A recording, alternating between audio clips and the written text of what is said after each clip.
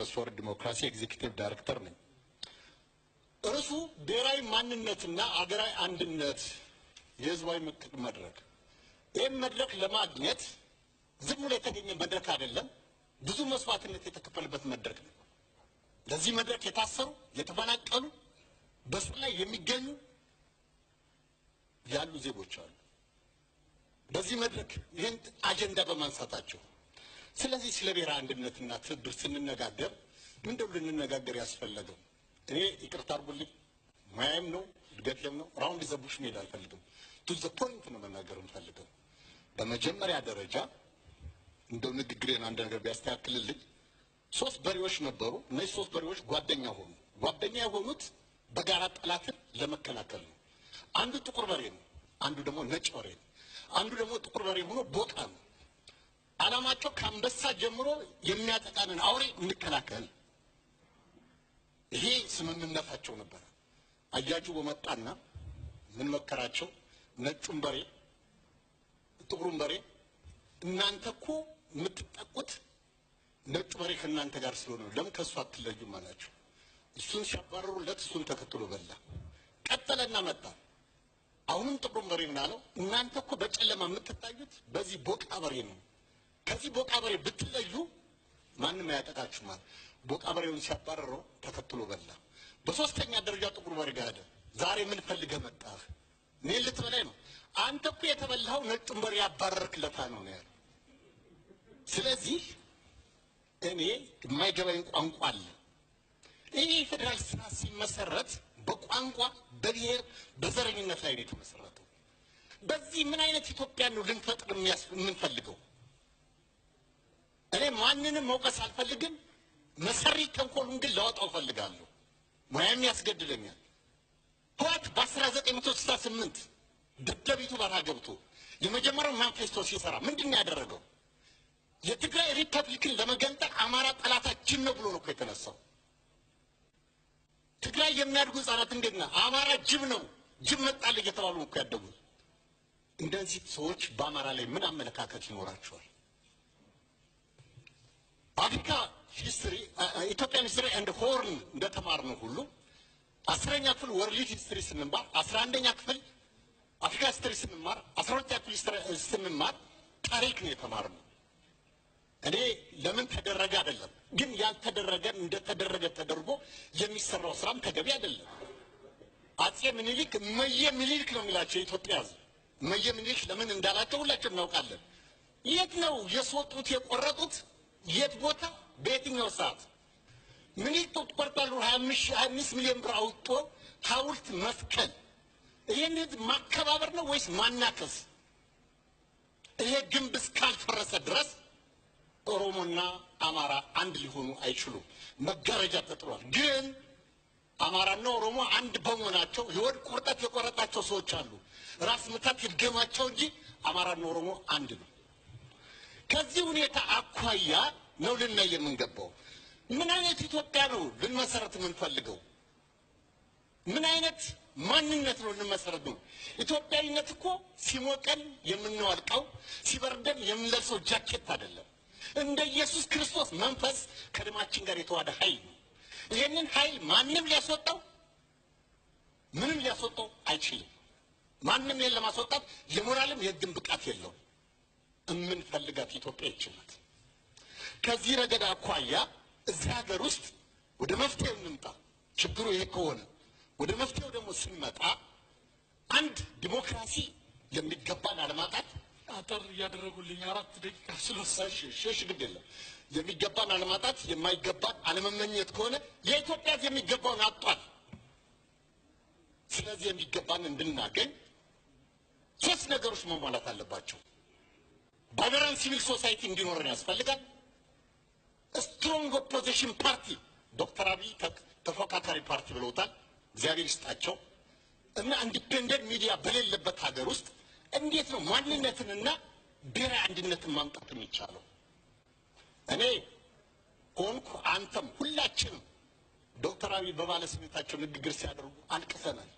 ለምን አለቀስን? ለምን የሁሉ ህዝብ ፓርላማ ውስጥ አለቀሰ? ይሄ እኮ ትምህርት ሊሰጥ ይገባል።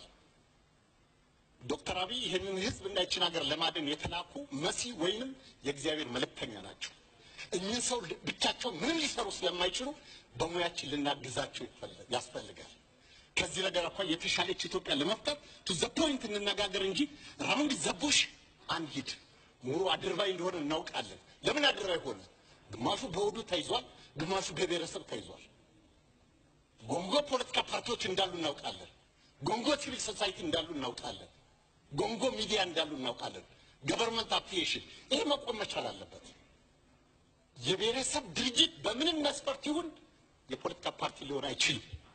የፖለቲካ ፓርቲ ራሱ የቻለ ዲፊኒሽን አለው። በብሔረሰብ ድርጅት የተዋቀሩ ፓርቲዎች ለዚች ሀገር መፍትሄ ሊሆኑ አይችሉም። የፖለቲካ ታማኝነት ሌላ ነው፣ ሙያዊ ታማኝነት ሌላ ነው። የሙያ ስራ እንስራ። እግዚአብሔር ይህችን ሀገርና ይባርክ። አመሰግናለሁ።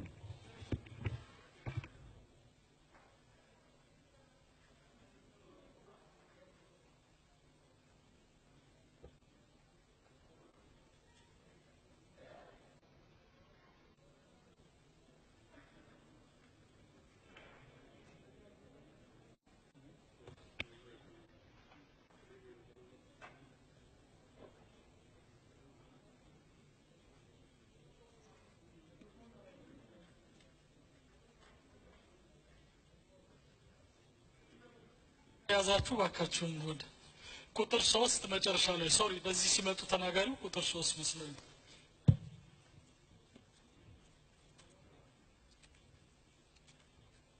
ያዛችሁ ሰዎች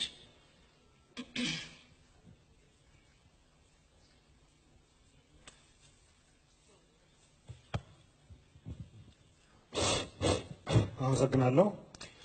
እንግዲህ አሁን ባሉት ችግሮች ላይ መነጋገሩ እና ወደፊት መፍትሄ መፈለጉ ይበጀናል እንጂ ታሪክ ላይ መከራከሩ እንደገና ሌላ ክርክር ይፈጥራል እንጂ መፍትሄ ያመጣል። እኔ እንደማምነው የትኛውም ብሔረሰብ አይወክሉም ከዚህ በፊት የነበሩ ስርዓቶች የአሁኑም ጭምር። ስለዚህ ብሔራዊ አንድነት ጉዳይ ላይ ስንከራከር ስለ ስርዓቶች ባንከራከር ጥሩ ነው። የሚኒልክም የአፄ ኃይለ ሥላሴም የደርግም የኢህአዴግም አንድን ብሔረሰብ አይወክልም። አንድንም ብሔረሰብ የሚወክል አይደለም። ራሱ ገዢዎቹንና ስርዓቶቹን ነው የሚወክለው። ስርዓቶቹን ለመተቻቸት ከሆነ እንተቻለን። ግን አሁን አጀንዳችን ስለ ብሔር ብሔረሰቦች ግንኙነትና ስለ ፌደራሊዝም ነው። እዚህ ውስጥ ምን ክፍተት አለ ነው፣ ምን ችግር አለብን ነው። እኔ እስከምረዳው ድረስ በጣም ሲሪየስ የሆኑ ችግሮች አሉ። የሰመነው ብቻ ሳይሆን በንድፈ ሀሳብ የምንከራከረው ሳይሆን በአይናችን ያየናቸው ተጨባጭ ችግሮች በሀገራችን ውስጥ አሉ። በዚህ ፌደራላዊ ስርዓት ውስጥ አንዱ ችግር የአፈጻጸም ችግር ነው ብሎ ገዢው ፓርቲም ራሱ ያመነው ነው። ራሱ አይከበርም ሕገ መንግስቱ። ቅድም ወንድሜ የሸዋስ ችግር ብሎ የጠቀሰው ተጠያቂነት ያለው ነገር ይጋራለሁ። ፈጽሞ ተጠያቂነት አለ። ሕገ መንግስቱ ያረጋገጠው የዜጎች መብት ራሱ አይከበርም። አንቀጽ 30 ቁጥር 1 32 ቁጥር 1 ሁሉም ኢትዮጵያዊ በሁሉም ክልሎች ይኖራል ያለው ተጥሶ የፈለገው አውራ ዘለል ባለስልጣን ከግዛቱ የኢትዮጵያን ብሔረሰቦች በመቶ ሺዎች የሚቆጠር አባሮ ምንም ሲጠየቅ ያየን አይደለም። ተጠያቂነት የሌለበት ስርዓት ደግሞ በምንም አይነት ህዝብን አድርጎ ሊያኖር አይችልም። ይሄ የአፈጻጸም ችግር ተጠያቂነት ስለጠፋ እየሰፋ የሄደ ችግር ነው። ይህንን እዚሁ አቆማለሁ። ሌላው ችግር ራሱ የፌዴራላዊ ስርዓቱ የንድፍ ችግር ነው። ይህንን ፌዴራላዊ ስርዓት የነደፈው እኔ እስካሁን ካየኋቸው ሰነዶች ውስጥ 2 ሰነዶች ናቸው። አንዱ አዋጅ ቁጥር 7 1984 ክልሎችን ያቋቋመ አዋጅ ነው። ሌላው ይሄ ህገ መንግስት ነው። አዋጁ በኢትዮጵያ ብሔር ብሔረሰቦች መካከል በዝርዝር ወሰን ይከለላል ይላል። አንቀጽ 4 ንዑስ አንቀጽ 2 እንዴት አድርጎ ነው በብሔር ብሔረሰቦች መካከል በዝርዝር ለይቶ ከዚህ ወዲህ አማራ፣ ከዚህ ወዲህ ትግሬ፣ ከዚህ ወዲህ ሶማሌ፣ ከዚህ ወዲህ ኦሮሞ ብለህ ለይተህ እንዴት ወሰን ትከልላለህ? በአንድ በኩል በቅርቡ ጠቅላይ ሚኒስትራችን ሰርገኛ ጤፍ ነን፣ ድርና ማግ ነን እያሉ ነው። ይሄ እዚህ አዋጅ ላይ ካለው መንፈስ ጋር ፈጽሞ የሚቃረን። እኔ 100% ድርና ማግ ያህል ዲስትሪቢሽን ወይም ስርጭት ወይም የሰርገኛ ጤፍ ያህል ኢቭን ዲስትሪቢሽን አለ ብዬ ባላምንም የኢትዮጵያ ብሔር ብሔረሰቦች ወሰን መካከላቸው የለም። ወሰን በአንድ አካባቢ በዛ ብሎ የሰፈረ አለ፣ በአንድ አካባቢ ሳሳ ብሎ የሰፈረ አለ። እየሳሳ የሚሄድበት አካባቢ አለ እንጂ ላይን ወይም እንዲህ መስመር ወሰን ይከልላሉ የሚባል ነገር ኢትዮጵያ ብሔረሰቦች መካከል የለም። ፌደራላዊ ስርዓቱን ሲነድፍ ወሰናቸው ምን እናደርጋለን በሚለው በተለያዩ ፌደራላዊ ሀገሮች እኔ አንብቤ እንዳየሁት ዝቅተኛ የቀድሞ መንግስት የአስተዳደር አሃድ ቢበዛ እስከ ዝቅተኛ አስተዳደር አሃድ ድረስ ይኬድና ከዛ አስተዳደር አሃድ ተነስቶ በባህልም በቋንቋም ይሁን በኢኮኖሚና በምንም ይሁን ወይም በፖለቲካ ታሪክም ይሁን ይከለላል እንጂ ብሔረሰቦችን ለይቶ ወሰን ይከለላል የሚል አዋጅ የመጀመሪያ ችግር የፈጠረብን። ሁለተኛው ህገ መንግስቱ ነው ችግር የፈጠረው። ህገ መንግስቱ ስለ አንቀጽ 39 ብዙ ተናግራቸዋል። እኔም ስናገር ቆይቻለሁ፣ ስቃወመው ቆይቻለሁ። ያቺ መገንጠል የምትለውን ቃል ማለት ነው። እሷን አልደግማትም። ክልሎችን ያቋቋመው አንቀጽ 47 የክልሎችን ስም ይዘረዝራል። ክልሎች ወሰናቸው እንዴት እንደሆነ አሁን የወሰን ችግር ነው ትልቁ ኢትዮጵያ ውስጥ ያለው የክልሎች የወሰን ግጭት ነው። ስለ ወሰን ግጭት ይሄ ህገ መንግስት ይሄ አሁን በእጄ ነው ያለው። እናንተ አሁን ያስረዳችሁ ሰዎችን በእጅ ይዛችኋል ብዬ አምናለሁ። እነኚህ 9 ክልሎች እንዴት ወሰናቸው እንደሚከለል የተጠቀሰ አንቀጽ አለ እዚህ ህገ መንግስት ውስጥ። ክልሎችን ይዘረዝራል። ከዛ በኋላ ከክልሎቹ አንድ ብሔረሰብ መገንጠል ቢፈልግ እንዴት እንደሚገነጠል ብቻ ነው የሚያወራው። እንዴት በክልሎች መካከል ወሰን እንደሚከለል እኔ ግልጽ አንቀጽ ነው። ይዘልና ምን ይላል አንቀጽ 48 እንደገና መከለል ካስፈለገ ይላል። መጀመሪያ እንዴት እንደሚከለል ሳይገልጽ እንደገና መካለል ለውጥ የክልል ለውጥ ካስፈለገ ነው። ቃል በቃል ልናገር ለውጥ ካስፈለገ ነው። መጀመሪያ ሴት አድርገህ ከልለህ እኮ ነው ስለ ለውጥ የምታወራው። ሌሎች ፌደራላዊ ስርዓቶች እንዴት እንደሚከለሉ በአግሪጌሽን የሚቋቋም ሊኖር ይችላል። የቀድሞ የመንግስታቱ ድንበር ይሆናል። በዲቫሉዌሽን የሚቋቋም ከሆነ ደግሞ ዝቅተኛ የአስተዳደር አካል መስመር ድንበራቸው ይሆናል። ይሄንን ታከብራላችሁ ብሎ ህገ መንግስቱ ይደነግጋል። ህገ መንግስት የፈጠራቸው አካላት ስለሆኑ ክልሎችም ያከብራሉ። አሁን ሁሉም ብሔር ብሔረሰቦች የራሳቸውን ወሰን እንደፈለጉ እንደሚያደርጉ ልቅ አድርጎ ስለተወ ግጭቶች ተፈጠሩ። አፈጻጸም ችግር ብቻ ሳይሆን ራሱ ህገ መንግስቱን ክፍተት አለበት። በምን ቤዝ ብሔረሰቦች ክልሎች ወሰናቸውን እንደሚከልሉ የማይገልጽ ህገ መንግስት እንዴት ችግር አይፈጥርም? ስለዚህ ህገ መንግስቱ ክፍተትም አለው፣ የአፈጻጸም ችግርም አለው። እርግጥ ህገ መንግስት ለዜጎች የጋራ መግባቢያ ሰነድ ነው መሆን ያለበት። የጋራ መግባቢያ ሰነድ ነው እንዳልጸደቀ ያጸደቀው ህገ መንግስት ጉባኤ ሊቀመንበር ቅድም ዶክተር ነጋሶ ገልጸውታል። እኔም አምንበታለሁ። ተሳትፎው የ2002 ምርጫ ጊዜ 99.6 ኢህአዴግና ደጋፊዎች ብቻ ሆነው አንድ የተቃዋሚ ፓርቲ ተወካይ ብቻ እንደነበረ ሁሉ እዛ አንድ ተቃዋሚ ፓርቲ ተወካይ ተገኝቶ ድምፅ ታቅቦ አደረገ እንጂ የአንድ ወገን አመለካከት ያለው አካል ነው ያጸደቀው። አሁን ይሄ ህገ መንግስት የሁሉም አይነት ዳይቨርሲቲ ወይም ብዝሃነት ያለው አመለካከት ያለው የኢትዮጵያ ህብረተሰብ ክፍል እንደገና ተወያይቶበት ክፍተቱን ፈትሾ ሊያጸድቀው የሚገባ ህገ መንግስት ነው ብዬ አምናለሁ። አመሰግናለሁ።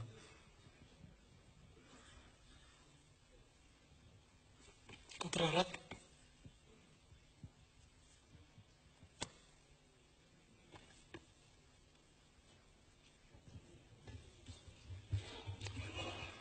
ቁጥር 4 እኔ መሰለኝ ተሻለ ሰብሮ የኢትዮጵያ ራዕይ ፓርቲ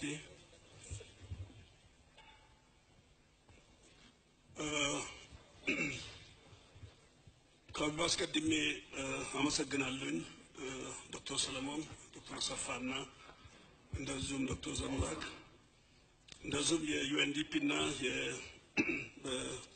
በመንግስት የዲሞክራሲ ግንባታ ተቋም ለዚህ አይነት መድረክ ስለተከፈተ ከልብ እናመሰግናለን። ካለን ጊዜ አኳያ በጣም ጠባብ ጊዜ ነው የተሰጠን። ሌላውን ጠቃሚና በጣም ወሳኝ የሆኑ ሀሳቦችን ለመሰንዘር ከተገደብኩኝ በአንድ ኮሜንትና በሁለት ሪኮሜንዴሽን አጠቃልላለሁኝ። ኮሜንት አንድ፣ እስከ ዛሬ የተስተዋለው ባለፉት ረጅም ዓመታትና ዘመናት በተከታታይነት እየተስተዋለ ያለው የፓርቲዝንሺፕ መንፈስ አሁንም ተጠቃለው ወደ ግብአተ መሬቱ ይሄዳል መሰለኝም። ከከባድ ይቅርታ ጋር እስካሁን እየተነገረ ያለው የዘውዱ ርዝራዦች የደርግ ርዝራዦች እየተባለ መጣና አሁን ደግሞ ከጥቂት ጊዜ በኋላ የኢህአዴግ ርዝራዥ ወደሚባልና ወደ የመከፋፈል ይሄንን ስንጥቅ እያሰፋን እየሄድን እንዳይሆን ግን እሰጋለሁኝ። ዛሬም ውይይቶቻችን የተስተዋለው የፓርቲዝንሺፕ ወይም ከአንድ የሚበልጡ ፖለቲካ ፓርቲዎች አካሄድ ነው። አሁንም ኢህአዴግ በጥልቅ ተሃድሶ እየተካሄደ ወይም እየሄደ ባለበት በአሁኑ ወቅት በዛሬቷ ቀን የጠቅላይ ሚኒስትሩም በጎና ጠንካራ የሆኑ ቅን የሆነ እርምጃዎች እየተወሰዱ ባሉበት አሁንም የኢህአዴግን መንፈስ የበላይነትን ማንጸባረቅ የሚቀርቡ ጽሁፎችም ሆነ በቤት ውስጥ የሚተቹ ትችቶች ለእኔ ብዙም የሚያስኬደን አይመስለኝም። ውሃ እንበጭ ውሃ መውቅጣት እየሆነብኝ ነው። ሁላችንም መተኮር ያለበት ወይም ማተኮር ያለብን ህዝባችን ምን እየፈለገ ነው? ለምን ደሙን ጭምር አጥንቱን ጭምር ገበረ? ለምን እቺ ምድር አከልዳማ እየሆነች ነው ብሎ በእውነትና በቁጭት ስለ እውነት ስለ ቅንነት እንደ ሀገር እንደ ህዝብ ማሰብ ነበረብን። ይሄ ፓርቲዝንሺፕ ቢቆም ይሻላል። በተለይም በሀገራዊ ፓርቲ የራሱን አካሄድ የራሱን ፕሮግራም የራሱን ፖሊሲ የማካሄድ መብት የተጠበቀ ነው። ግን በዛ አይነት የጋራ በሆኑ ሀገራዊ አጀንዳዎችና ወሳኝ የመፍትሄ አማራጮች በሚፈለጉበት በዚህ ገበያ ላይ እዚህ ሞል ውስጥ ገብተን የእያንዳንዳችን ባናንጸባርቅ የተሻለ መሰለኝ። የጋራ ችግራችን ምንድን ነው? እንዴትስ እንፍታቸው በጋራ በሚለው ላይ ሊጠነጠን ይገባ ነበረ። ለምሳሌ ለመጥቀስ ያህል አሁን አላያቸውም እንጂ የተከበሩ አቶ ሙሉጌታ ስለ ዶክተር ዘምላክ ላቀረቡት ላይ እንከን የለሽ አቋማቸውን ገልጸዋል። እኔ ደግሞ በእንከን አይቻቸዋለሁ። በግልጽነት እንነጋገር ከተባለ እሳቸው ምናልባትም በመስመራቸው በፖለቲካ መስመራቸውና ባላቸው መስመር ስልጣን መስመር ሊሆን ይችላል። እኔ ደግሞ ማየው ዛሬ ይሄንን ስናወራ ቆይተን እዚህ ደርሰናልና ከዚህ ልባይ መሄድ የለብንም እና ቢያንስ ኮማ ያስፈልጋል ፉል ስቶፕ እንኳን ባይቻል እያልኩት ባለውበት ጊዜ አዲስ ግኝት ደግሞ ሰምቻለሁ ከዶክተር። ይሄም ግኝት ምንድን ነው? ዛሬ ከአንድ ዋና ከተማ ወይም ርዕሰ መዲና ከአንድ መዲና የበዙ ወይም ቁጥራቸው ከአንድም ሁለትም ሶስትም እንዲሆን ሀሳብ አቅርበዋል። ይሄ እውነት ለመናገር የኢትዮጵያ ሕዝብ ጥያቄ ነው። ዛሬ ላይ ሆነን ስንመለከተው ይሄ 110 105 ሚሊዮን የኢትዮጵያ ሕዝብ ጥያቄ ነው። ዛሬ አዲስ አበባ አይናችን እያየ አፍንጫችን እያሸተተ ያለች አዲስ አበባ ያለችበትን ሁኔታ እንግዶች ባሉበት አላወራም እንጂ ምርጡን ላስቀምጠው ገጽታውን ስለምናቅ አሁን አዲስ አበባን እንኳን ያልተቆጣጠርናት በአግባቡ ከኪጋሌ እንኳን በተሻለ ደረጃ የሌለች አዲስ አበባችን እሱን እንኳን ማስተካከልና ማስተዳደር ያልቻልናት ሌላ 2 እና 3 መዲናዎችን የምንመኝበት ወቅት ነው ወይስ የተለየ ግሩፕ የተለየ አካል የተለየ ግለሰብ ምኞት ነው? ይሄ ወቅታዊም ጥያቄው አይደለም። የህዝባችን ዛሬ በህዝቦቻችን መካከል በምድራችንም ቢሆን በምድራችን እንደዚሁ በዜጎቻችን ስለንቦና በርሊን ግንብ ገንብተን እያለን ይሄንን በርሊን ግንብ እንዴት እናፈርሰው ማለት ሲገባን ሰላማዊ አካሄድ ዲሞክራሲያዊ አካሄድ አማራጭ መፈለግ ሲገባን ያልታሰበ ልታሰበ የማይችል ወቅታዊ ያልሆነ ጥያቄዎችን እያመጣን ምናልባትም እኔ አላውቅም ወደ ኋላ ቀርቼ ይሆናለሁ ፖለቲከኛም ቢሆን ግን በጣም አዝናለሁኝ። እንዲህ አይነት አስተሳሰብ ለምን እንደተፈጠረም የምንጠረጥረው ነገሮች ከዚህ በኋላ መቀጠል ሊኖርብን ነው። ይሄ አይደለም የህዝባችን ጥያቄ። ይሄንን እንደ ኮሜንት ልውሰደው። አሁንም እያልኩት ያለሁት ይሄ ፓርቲዝንሽፕ መቆም አለበት። በተለይም በእንዲህ አይነት ሀገራዊ አጀንዳዎች ላይ እናቆመው። ሪኮሜንዴሽን አንደኛ ልሩጥ። የመጀመሪያው ይህንን ያዘጋጀው አካልም ሆነ ሌሎች አካላት ኢቢሲዎችም ቢሆኑ የተለያዩ የሚዲያ አካላትና ተቋማት እንደዚሁም ኤንጂኦዎች የመሳሰሉት ሁልጊዜ ተመሳሳይ አጀንዳ እያቀረቡ ሲያነጋግሩን አለ። እኔ ራሴ በአካል የተገኘባቸው በዙ አዳራሽ ውስጥ ጥቂት የማይባሉ ስብሰባዎች ነበሩ፣ ውይይቶች፣ መድረኮች ነበሩ።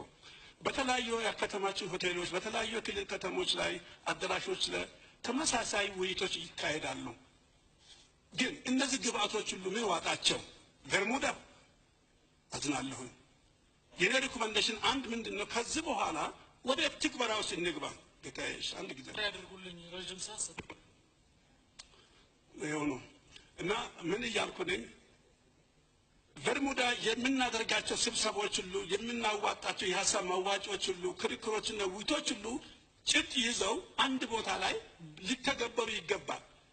እኔ እያልኩ ያለሁት አሁን አንድ የሆነ መዋቅር መንግስት ድፍረት ኖሮት በቃሉ ጸንቶ ቃል ኪዳኑን አክብሮ አንድ የሆነ አካል ሊዋቀርና በዛ አካል ውስጥ ነው አዲስ አበባ ብቸኛ መዲናም ትሁን አትሁን ሌላ የሚፈጠር ስለ አስቸኳይ ጊዜም አዋጅ እንናገር፣ ስለ ህገ መንግስቱም እናውራ። ግን መጀመሪያ ህጋዊ የሆነ አካል ሊፈጠር ይገባል።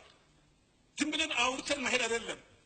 እከሌን ተናገረ ይህን አልተናገረም ማለት አይደለም። የት አለ የተሰበሰበው አካል? የት አለ ሰብስቦን በትክክል በእነዚህ በቀደም ተከተል እነዚህ አጀንዳዎች ናቸው መዋየት አለብን ብሎ ወደ ብሔራዊ መግባባት የሚወስደውን ጎዳና እንድንጀምር አስኳሉ መች ተፈጠረ? ሁሌም እንመጣለን፣ ሁሌም ወጪ ይወጣል፣ ሁሌም ዩኤንዲፒ ነው፣ ሁሌም ከመንግስትና ከሳጥን ነው ወጪዎች የሚወጡት። ጊዜ እናቃጥላለን። ግን በተግባር የት አለ? እንዲህ አይነት መድረክ ቢኖር እዛ ላይ ነው መፋጨት አለብን። ጤናማና ሰላማዊ የሆነ ዲሞክራቲክ የሆነ ውይይትና ሀሳብ ማዋጮ በዛም ቦታ ነበር ማስቀመጥ የሚገባል።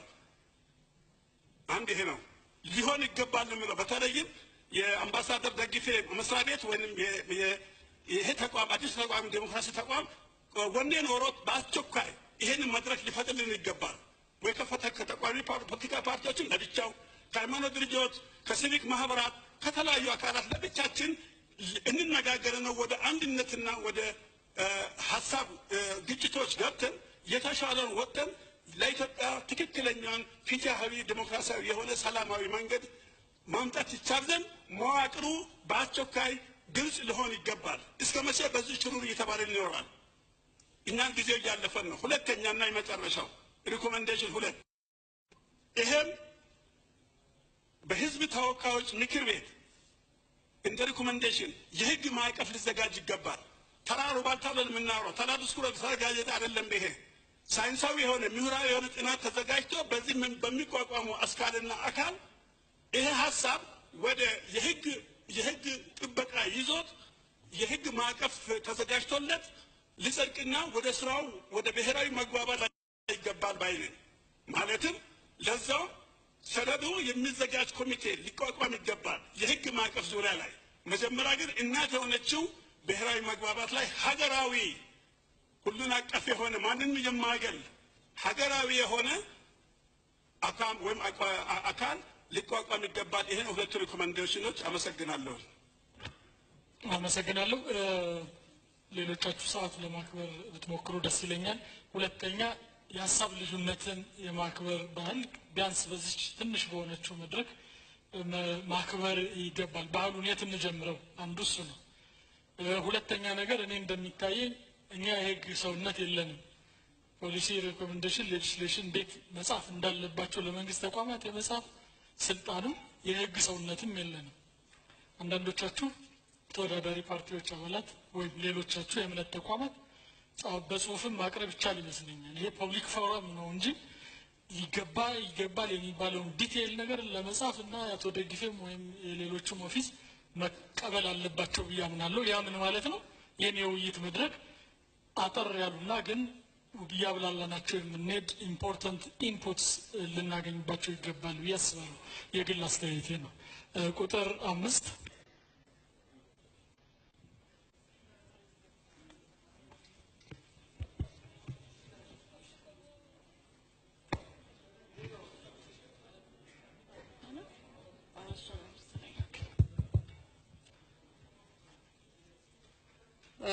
አመሰግናለሁ ስለ እድሉ። እንዲህ አይነት አጀንዳዎች ሀገራዊ ጉዳይ ሲሪየስ የሆኑ አጀንዳዎች ስለሆኑ ወደ መድረክ ላመጣችሁት ምስጋና የላቀ ነው። በመቀጠል ብዙ ኤሪያ ውስጥ ታች አድርገናል ስንነጋገርና ቱ ዘ ፖይንት እዚህ ልናወራበት የተፈለገው አጀንዳ እንደሚመስለኝ ብሔራዊ ማንነትና ሀገራዊ አንድነት እንዴት ነው መገንባት የሚቻለው በምለው ኤሪያ ነው እንደሚገባኝ ከሆነ ማለት ነው።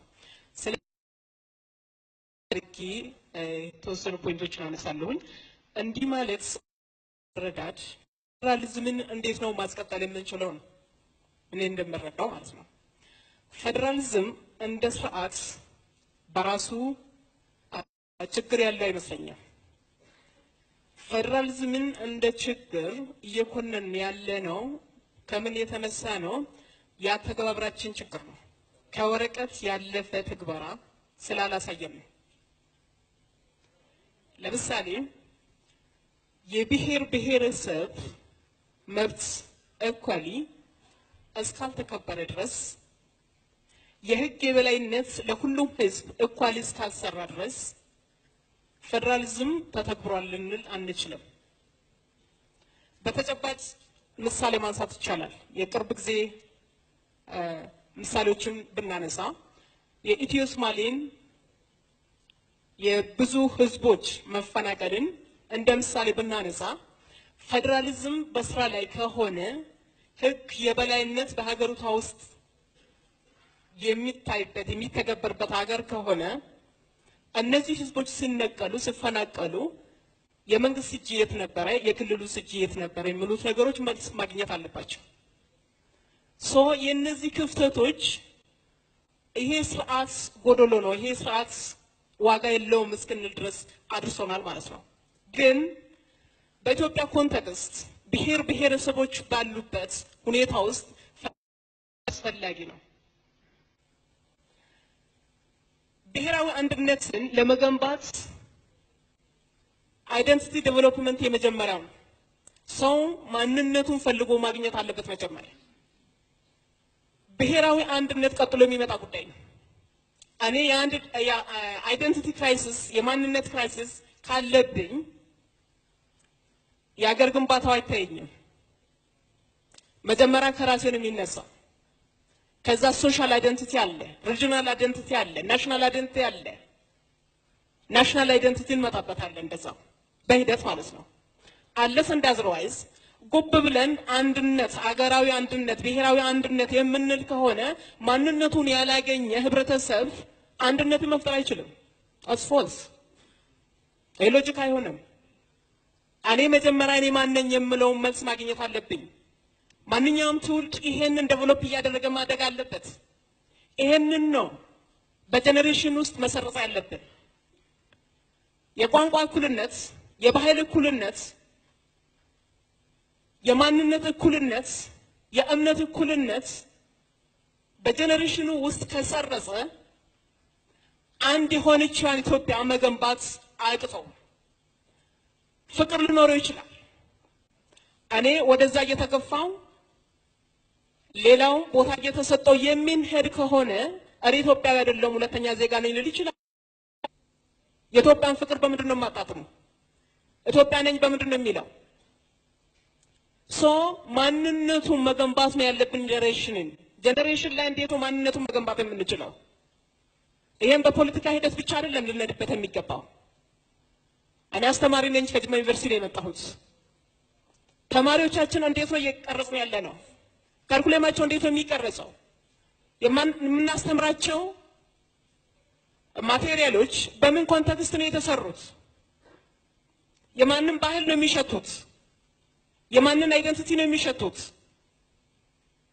ራሳቸውን እንድሸት አድርገን መልቲካልቸራሊዝም እና መልቲሊንጓሊዝም በሆነ ሀገር ውስጥ ይሄንን ዴቨሎፕ እያደረግን ተማሪዎቹ ልጆቻችን ይሄንን ነገር ዴቨሎፕ እያደረጉ የማይሄዱ ከሆነ ሚስ ልናደርግ እንችላለን።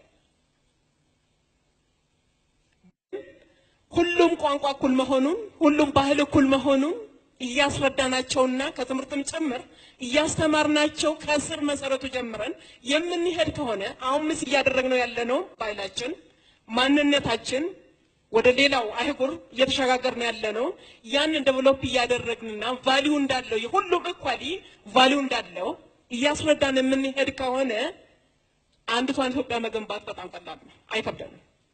ግን አንዱን እየቆረጠረ አንዱ ሰፖርት እየተደረገ የህግ በላይነት አንዱ ላይ እየሰራ ሌላው ለህጉ ተገዢ ሆኖ የምንኖር ከሆነ ነገም አይሆንም። ይሄ ነገር የማንም ጥያቄ ማንም ያነሳል። ከኛ በላይ የዛሬ ትውልድ በጣም ሴንሲቲቭ ነው። ሰው መስራት ያለብን እዛ ላይ ነው። አንቀጽ 39 ምናምን አድሶን ይሄ የህዝብ ጉዳይ ነው። ይሄን ተገንጠል ሂድ ብንልም ላይ ይችላል። የሚፈልገው ጥያቄ የሚመለስለት ከሆነ መኖር ያለበትን የሚኖር ከሆነ ኢኳሊ ትሪት የምናደርጋቸው ከሆነ ማንነቱን ኢኳሊ ሴንስ የሚያደርግ ከሆነ በት እነዚህ ነገሮች ኢኳሊ ትሪት የማይደረጉና ይሄ ህዝብ ጥያቄ በጥያቄ ሆኖ የሚቀጥል ከሆነ አንቀጽ 39 ኖረ አልኖረ በዱላም ሆነ በምን መለያየት ይገድዳል። ስለ አንቀጽ 39 አይደለም አሁን ሊያሳስበን የሚገባ እንዴት ነው ትሪት ማድረግ አንድ ላይ መቀጠል የሚቻለው ነው ማሰብ ሊያሳስበን የሚገባ ጉዳይ። ይሄ ህዝብ ተዋህዷል። ይሄ ምንም የሚያሰጋን አይደለም። አንቀጽ 39 ኖረ አልኖረ የራሱ ጉዳይ ነው። እሱ ተቀላቅሏል። ደምን ከደም የመለየት አካሄድ ነው። በጣም ከባድ ነው ለኢትዮጵያ ህዝብ። ባይዘው የኢትዮጵያ ህዝብ ይቅር ባይሆን በዚህች ቅርብ ጊዜ በተካሄደችው የኢትዮ ሶማሌ መፈናቀል ይህ ሁሉ ደም ፈሶ ማንም ተጠያቂነቱን ባልወሰደበት ማን ነበር አብሮ የሚኖረው? የመገንጠል ጥያቄ ያነ ነበር መነሳት የነበረበት። እንደኔ የታሪካዊ ጠባሳ ነው፣ ክፉ አሻራ ነው የጣለብን። ማንም አይረሳውም ይሄን ታሪክ። ይሄ ሁሉ ህዝብ ከሞቀ ቤቱ ወጥቶ የእርዳታ ለማኝ ደጅ ላይ የተጣለ ጊዜ ማን ነው እዚህ ያላችሁ ያለ? ከዚህ ቤት ውስጥ የእርዳታ እጁን ያዘረጋ አለ ብዬ አላምንም። ሁላችንም ከደሞዛችን ካለችን ነገር እጃችን ዘርግተናል። ግን ለዚህ ሁሉ ተጠያቂነቱን የወሰደ አንድም ሰው የለም እስከዛሬ። የኢትዮጵያ ህዝብ ይህን አክል ይቅር ባይ ነው፣ ይህን አክል ነው የሚቻቻለው። ስለዚህ ያ ብዙ አያሰጋንምና በህዝቡ ኢኩዊቲ ላይ ኢኳሊቲ ላይ በደንብ መስራት አለብን። ተማሪዎቻችን፣ ዜጎቻችን ጄኔሬሽኑ ኢኩዊቲን ዴቨሎፕ እያደረገ እንዲሄድ ማድረግ አለብን። ታንክ ዩ።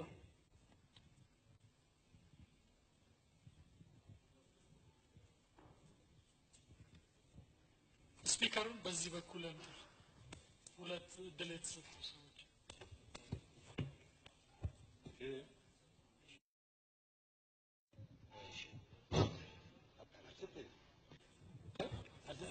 ቁጥር ሰጥቻለሁ። አመሰግናለሁ። ልቆም የተገደልኩበት ትልቅ ምክንያት አለ። አንደኛ ለኢትዮጵያ ህዝብ ለሰላም ለፍትህ ትታገል ቆይቼ በ24 ዓመት የእናንተ ዘንዲያ በመቅረቤ ዛሬ ከፍተኛ ደስታ ስለሰማኝ የሃይማኖት መሪዎች፣ የሀገሪቱ መሪዎች፣ የሀገር ታዋቂ ሽማግሌዎች፣ ምሁሮች አንዲት መልእክት ላስተላልፍ እፈልጋለሁ። እናንተ ዘንዲያ በመቅረቤ ግን ፈጣሪን አመሰግናለሁ። ውድ የተከበራችሁ ወገኖቼ እኔ እስካሁን ድረስ የቀረበውን አይቼዋለሁ፣ አዳምጠዋለሁ። 24 ዓመት ግን እኔ ይዤው የነበረ ርዕዮተ ዓለም ነው። አልተሳካም ነበር፣ ዛሬ ተሳክቷል። ወደ ኋላ አልመለስም፣ አሁንም ወደፊት። ይህን ታልኩ ዛሬ ይህች ሀገር ተሞክሮ እኮ እኛ ከአፍሪካና ወይም ከአውሮፓም እናመጣ አልነበርንም። ምሁሮቻችን ትንሽ እስቲ እንዲያስታውሱልኝ ላስታውስ ይገባኛል። አንደኛ ኢትዮጵያ ህዝቦች እኮ ጠላቶቻችን በአንድነታችን ላይ መስክረው አፍረው አፍሪካም ሆነ አውሮፓ የመሰከረልን ጀግኖች ነው። አባታችን አስበዋል። አባይ ትዝ አለኝ ዶክተር ነጋሶ ጊዳዳ የሀገራችን ፕሬዚዳንት የነበሩት ለትሽ ዲሞክራሲ ግንባታ ግን አንድ ፖለቲካ ሀገር ወይት እየሄደች መሆኑን አውቀው እኔ ስልጣን አልቻልኩም በቃኝ ለቀቁት ይሉ ግን ለኢትዮጵያ ትልቅ ትምህርት አስተላልፈው የሄዱ በመሆናቸው በኢትዮጵያ ሰላማዊ ዴሞክራሲያዊ ፓርቲ አሁንም ታላቅ ምስጋና ልናቀርብ ይገባናል። ይህን ታልኩ ግን አሁን ወገኖች ሆይ እስካሁን ጥናት ቀርቧል። ይህች ሀገር ወይ ላይ ናት።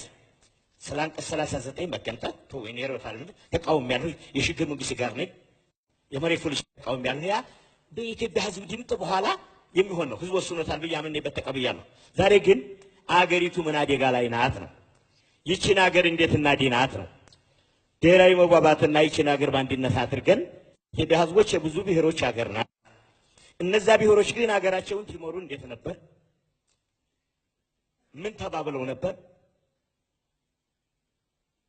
የኢትዮጵያ ህዝብ ሁሉም ታውቃለህ። ምሁሮች ራሳችሁ የኢትዮጵያ እኮ ምሁር አላችሁን እኮ እኔ አትማርኩ ምሁሮች አላችሁ፣ ዶክተሮች አላችሁ እኮ እረሴ ሀገሪቱን ታሪክ መለስ ብለን ነው አቋት እኛንን ለሌላ ተሞክሮተኛ ይወሰዱ።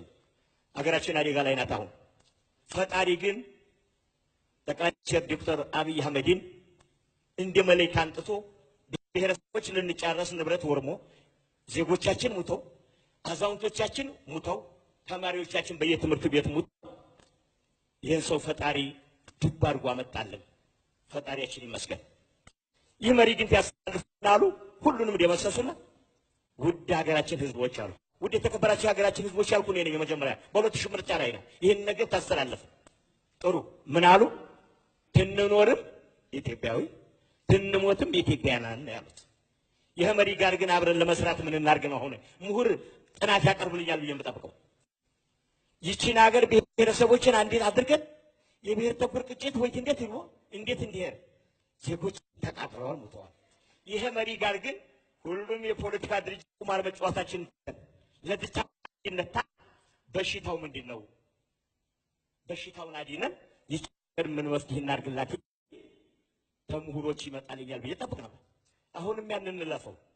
አማራጭ የሌለው ሰላም፣ አማራጭ የሌለው ዲሞክራሲ፣ ይሄን ለማንጣት አማራጭ የሌለው የኢትዮጵያ ህዝቦች አንድነት። ይሄን ለማድረግ ግን የሃይማኖት መሪዎች፣ የሀገር ሽማግሌዎች፣ የሀገራችን ምሁሮች ምን ማድረግ አለብን ታል ይሄ መሪ ጋር ያስተላለፉት መተራክ ተግባር እንዲያደርጉ የካቢኔ መብት አድርገዋል። እነዚያ ካቢኔዎች ደግሞ ለመስራት ወይም ምን ማድረግ አለብን የፖለቲካ ድርጅት አንዱ የሰራውን አንዱ እያፈረሰ ግን ቁስል እየቀረፈትን ግን ይህችን ሀገር መልሰን ወደ ይህን ድህነት ሆነን ለማስገባት መሯሯጣችን ግን በኢትዮጵያ ህዝብ ላይ ትልቅ ጥቁር ነጥብ ይወርቃል። እንመለስ። ምሁሮች ጥናት አድርጉ። የኢትዮጵያ ህዝብ የማይፈልገው ነጥቦ ይታሉ። በህገ መንግስታችን ላይ የማሻሻል ቁርአን አይደለም፣ መጽሐፍ ቅዱስ አይደለም። ህዝባችን እንድትስማምተን ግን በአንድነታችን ላይ ተመካክረን ይሄ እኮ እኛን ያፍረከርከናልታል ወደ ህዝባችን ቀርበን የህግ የበላይነትን እናክብርንታል። ደግሞ በኢትዮጵያ ህዝቦች በብሔር ብሔረሰቦች የተቀረበ ህገ መንግስት ነው። ወደ ህዝባችን አውርደን የሚሻሻለውን አሸሸነት ይህችን ሀገር ከጨለማ ወደ ብርሃን እናውጣት። የያዝናትን ልማት እንዳልጠፋ ጠላቶቻችን እንዳይሳለቁብን እኛ ምን ማድረግ አለብን? በውጭም ሆነው በሀገር ውስጥ ነው ይህችን ሀገር አፈራርሰው ግን እንደ ሶማሌና እንደ ሊቢያ እንደ ሌላው ሀገር ዋዜማ እንደ የመን ለማድረግ የሚሯሯጡት ሊያፍሩ የሚገባቸው ግን እኛ አንድነታችን ይዘን ይህችን ሀገር እናድን። አመሰግናለሁ። ፈጣሪ ኢትዮጵያን ይጠብቃል። እሽዋን ነው አዋን ተራይ አሳልፈ ሰጥቼ ነው ለሰጠኝ እድል በጣም አመሰግናለሁ። አቃቤዎቹንም አመሰግናለሁ። የብሔራዊ ማንነት እና ሀገራዊ አንድነት በጣም ክሪሻሪ ነው። የህዝባችንን የሀገራችንን ልዕልናና ህልውና ለመጠበቅ በጣም አስፈላጊ ብቻ ሳይሆን አንገብጋቢ ጭምር ነው። ስለሆነም ሜንቴን መሆን አለበት። ቅድም ሲቀርብ አንዳንድ ሁኔታዎችን ብለናል። የእናት ሀገራችን ማንነትና አንድነት ላይ እዚህ ውስጥ እዚህ ያለንም ውጭ ያለንም ከውጭም ያለን ሁላችንም አግባብ አለው። የህግም የሲቲዝንሺፕ የዜግነትም አግባብ አለው፣ ያገባናል። ስለሆነም ይሄኛው እሰየው የሚያሳየው አንድ የተጀመረ በጎ ነገር ልክ ግማሽ ኃይሉ እንደተጠናቀቀ ይቆጠራል ይባላል አባባል ነው። ስለሆነም ሁሉንም ኢንኮምፓስ ማድረግ አለበት። ኢትዮጵያ እንጂ አባቱ የምትለው ፓርቲ ኦር ብሔረሰብ ስለሌለ መዋየት ይኖርበታል ነው እና ይሄኛው ዳይሬክትሊ ሰብሲኮንት ለሚደረገው ሁሉም ኢትዮጵያዊ ቀጥተኛ ተሳታፊ እንደውም ውሳኔ አሰጣጥ ሂደትን ጨምሮ ከዛ ማሳተፍ የሚያስፈልግ ሁኔታ ነው ያለውና ቅድም ስለ ክልሎችና የክልላዊ ህገ መንግስቱ ስለ ክልሎችና ስለ ፌዴራል ህግ ሰጥቷል ነው ኦር መብት አለው ነው ይባላል። ጀነራሊ ስፒኪንግ የነበረውን ያለውን ነባራዊ ሁኔታ ቁጭ ማድረግ ይኖርብናል። በውን ዳይሬክትሊ ክልሎች በአንዳንድ አካባቢ ወጀሪ ደህና ሁኔታዎች ሊኖሩ ይችላሉ። ግን በሌላ አካባቢ እኮ በመጀመሪያዎቹ 3፣ 4፣ 5 ዓመታት እኮ ዳይሬክትሊ ማኒፑሌትን ነበር እኮ ሴንትራሊ ዳይሬክት ኦርደር ኮማንድና አድርግ የተባሉትን አድርጎ የነበርበት ሁኔታ ነው ያለው።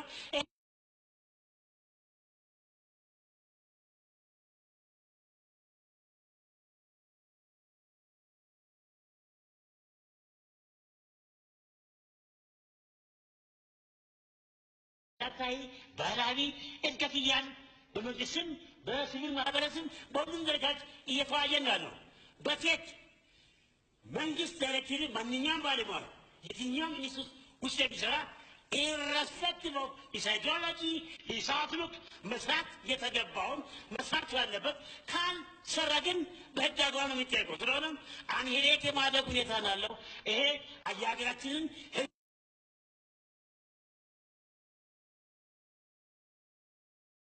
ይሄ ሊቀር የሚገባ ነውና ሌላ ደግሞ የእነዚህ ችግሮች የብሔራዊ ማንነት እና አንድነት አጠያያቂ ጉንድሽ ላይ ለሚገባ ለሚለው ያለ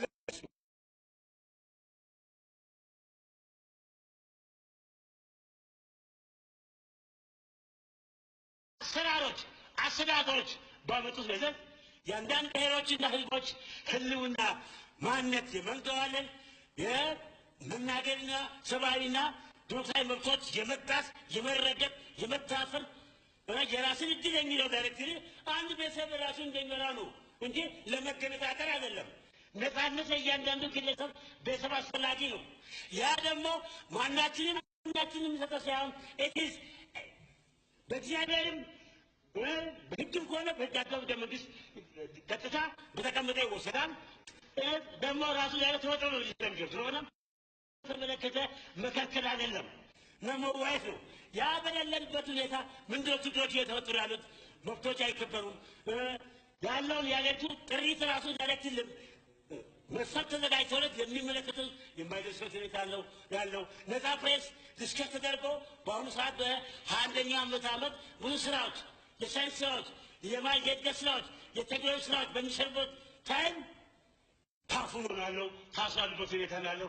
የሀገራችን ኦቨርሆል ብዙሃን መገናኛ የምንለው የ83ቱም ብሔር ብሔረሰቦች አንትራሀት እኮ ገንዘብ ውጤት ነው። ስለሆነም በየደረጃው ህግንና ፍትሃዊነትን ቀጥተኛ ባዛርገ ሁኔታ ተግባራዊ መሆን የተገባው ነበረ። ሌላውን አንደኛ ምንድን ነው ችግሮችን ለመፍታት ምንድን ነው አንድ አባባል አለ። ፍሪደም ኢዝ ኦክሲጅን ኦፍ ሶል ይባላል። ፍሪደም ነፃነት ወይም ሁለንተናዊ የሰው ልጅ መብት መከበር ልክ ኦክሲጅን እንደምናገኝ ለመተንፈስ አንድ ሰው 60 ቀን ሳይበላ ሊኖር ይችላል። 20 ቀን ሳይጠጣ ውሃ ሊኖር ይችላል። 8 ደቂቃ ብቻ ነው ኦክሲጅን ሳያገኝ ነው። ህልውና ነው፣ ልዕልና ነው። በተለያዩ ሁኔታ አጣቁስ መግባት ስለሌለበት ይሄኛውን ማወቅ ነው አለብንና ይሄ ተግባራዊ መሆን አለበት። የሰዎች የመናገር መብት፣ የጾታ መብት፣ ሌሎችም ሀሳብን በግልጽ በነፃነት የመግለጽ ቴክ ከቴክ ውጭ ተግባራዊ መሆን አለበትና ለዚህ ማበር አለን። ተባብረን ፕሮግራምስ ኦፍ ዳይቨርሲቲን የህዝባችንን ኢትዮጵያዊ አንድነትን ሪኮንሳይሌሽንና የሚያሻገር ሁኔታ ለአንድነት ለሰላም ለአዲሲቷ ኢትዮጵያ መቋቋም ልዩና ሁነኛ ሚና የሚጫወት አሰራር ሊሰፍን ይገባል። ስርዓት ይሄኛው ደግሞ እስከ ትራንስፖርት ኢንፎርሜሽን ሁሉም ህብረተሰብ ምክንያቱም ህብረተሰብ ተሳታፊ ያላደረገ ውሳኔ ሰማች አይላቸዋል። የመጨረሻ እድል የሰጡት ለወይዘሮ ሰው ስፒከር የሚይዘው ሰው እንኳን እኔ ራሴ እሺ ለእኔ መሰለኝ እድል 2 ጊዜ ተወሰደብኝ። አሁን ተሻምቼ ያዝብኝ ነው። ሳባ ገብረመድህን እባላለሁ። መጣሁት አጠር ያለ ሀሳብ ለመስጠት ነው። የመጀመሪያው አቅራቢዎቹን አዘጋጆችን ማመሰግናለሁ። በተለይ ደግሞ እኔ እንደኔ አመለካከት የቀረቡት ሀሳቦች በጣም አማራጮች ማለት ነው መፍትሄ ያዘሉና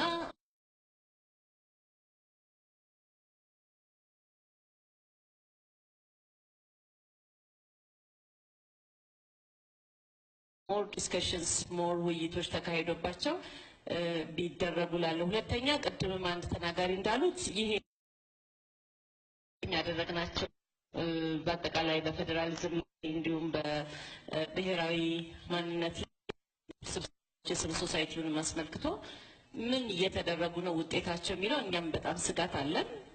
የነዚህ ውጤቶች አንድ ፎረም ከሌላኛው ጋር እየተደመረ ቢሄድ አንዱ እዛኛው ላይ ደቨሎፕ እያደረገ ቢሄድ ለመንግስትም ለሌሎችም አካላት ምቹ ይሆናል ብዬ አስባለሁ። የሚቀርቡት ፔፐሮች ብቻ ሳይሆኑ ከቤቱ የሚነሱት ሀሳቦች እውነተኛ ፓርቲሲፔሽን ዴሞክራሲያዊ ሂደትንም ስለሚያጠናክር ዌል ዶክመንትድ ሆነው ለሚመለከተው አካል ቀርበው የበለጠ ለሎንግ ተርም የሚታሰብ ወይም የበለጠ ውይይት ቢደረግባቸው ሌሎቹ ደግሞ እዚህ ደርሰዋል ብንባል ይሄ የምናጠፋቸው ጊዜያቶች ዩዝለስ አይሆኑም ብዬ ነው።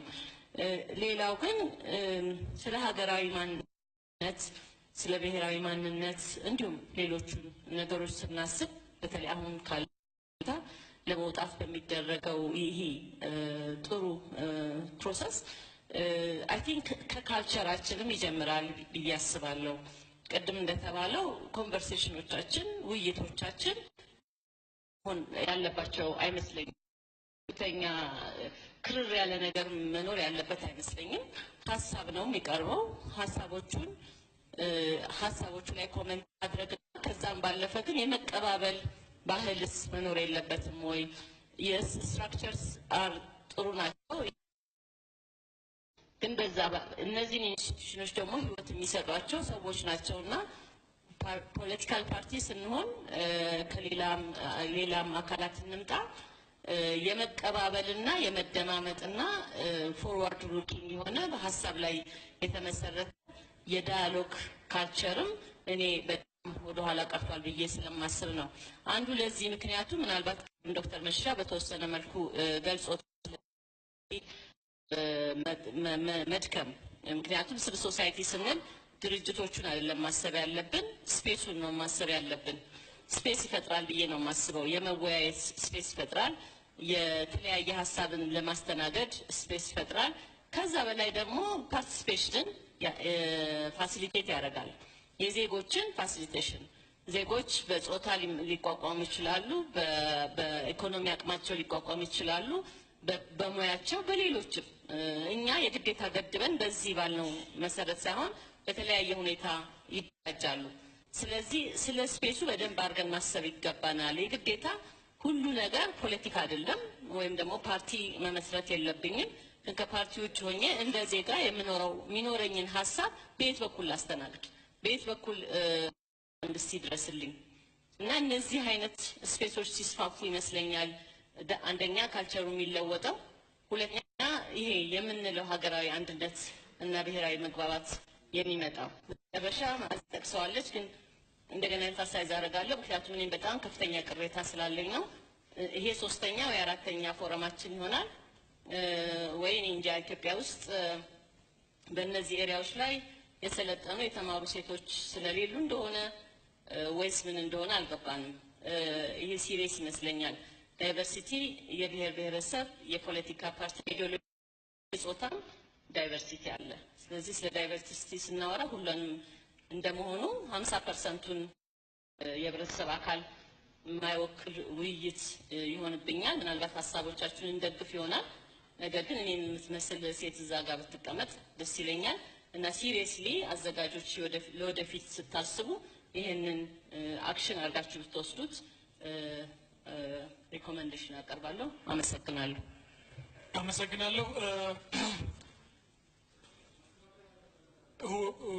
ሁሉም ሰው መናገር ይፈልጋል። ለፖሊሲ ግብዓት ያላቸው ነገሮች እንዳሏችሁ አምናለሁ። አዘጋጆቹን መገናኘት የሚቻልበት ፎረም ስብሰባ ብቻ አይሆንም ብዬ ገምታለሁ።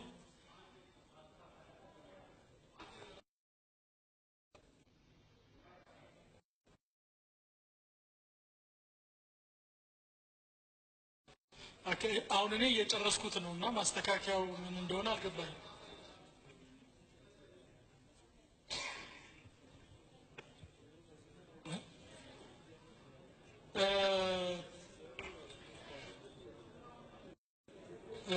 ምንም ችግር የለውም። በዚህኛው በኩል ደጋግሞ ኢንሲስት አድርገዋል። እርስዎ ሌላውን ወክለው ይሄዳል። በዚህኛው ሳይድ ዶክተር መረራን እሰጣለሁ። በመሀል እጃችሁን ያወጣችሁት እኮ ስለ አካሄድ ስለ ስርዓት ስለሆነ ቸርማን እያየ ያለን ጊዜ ወደዚህ እያየ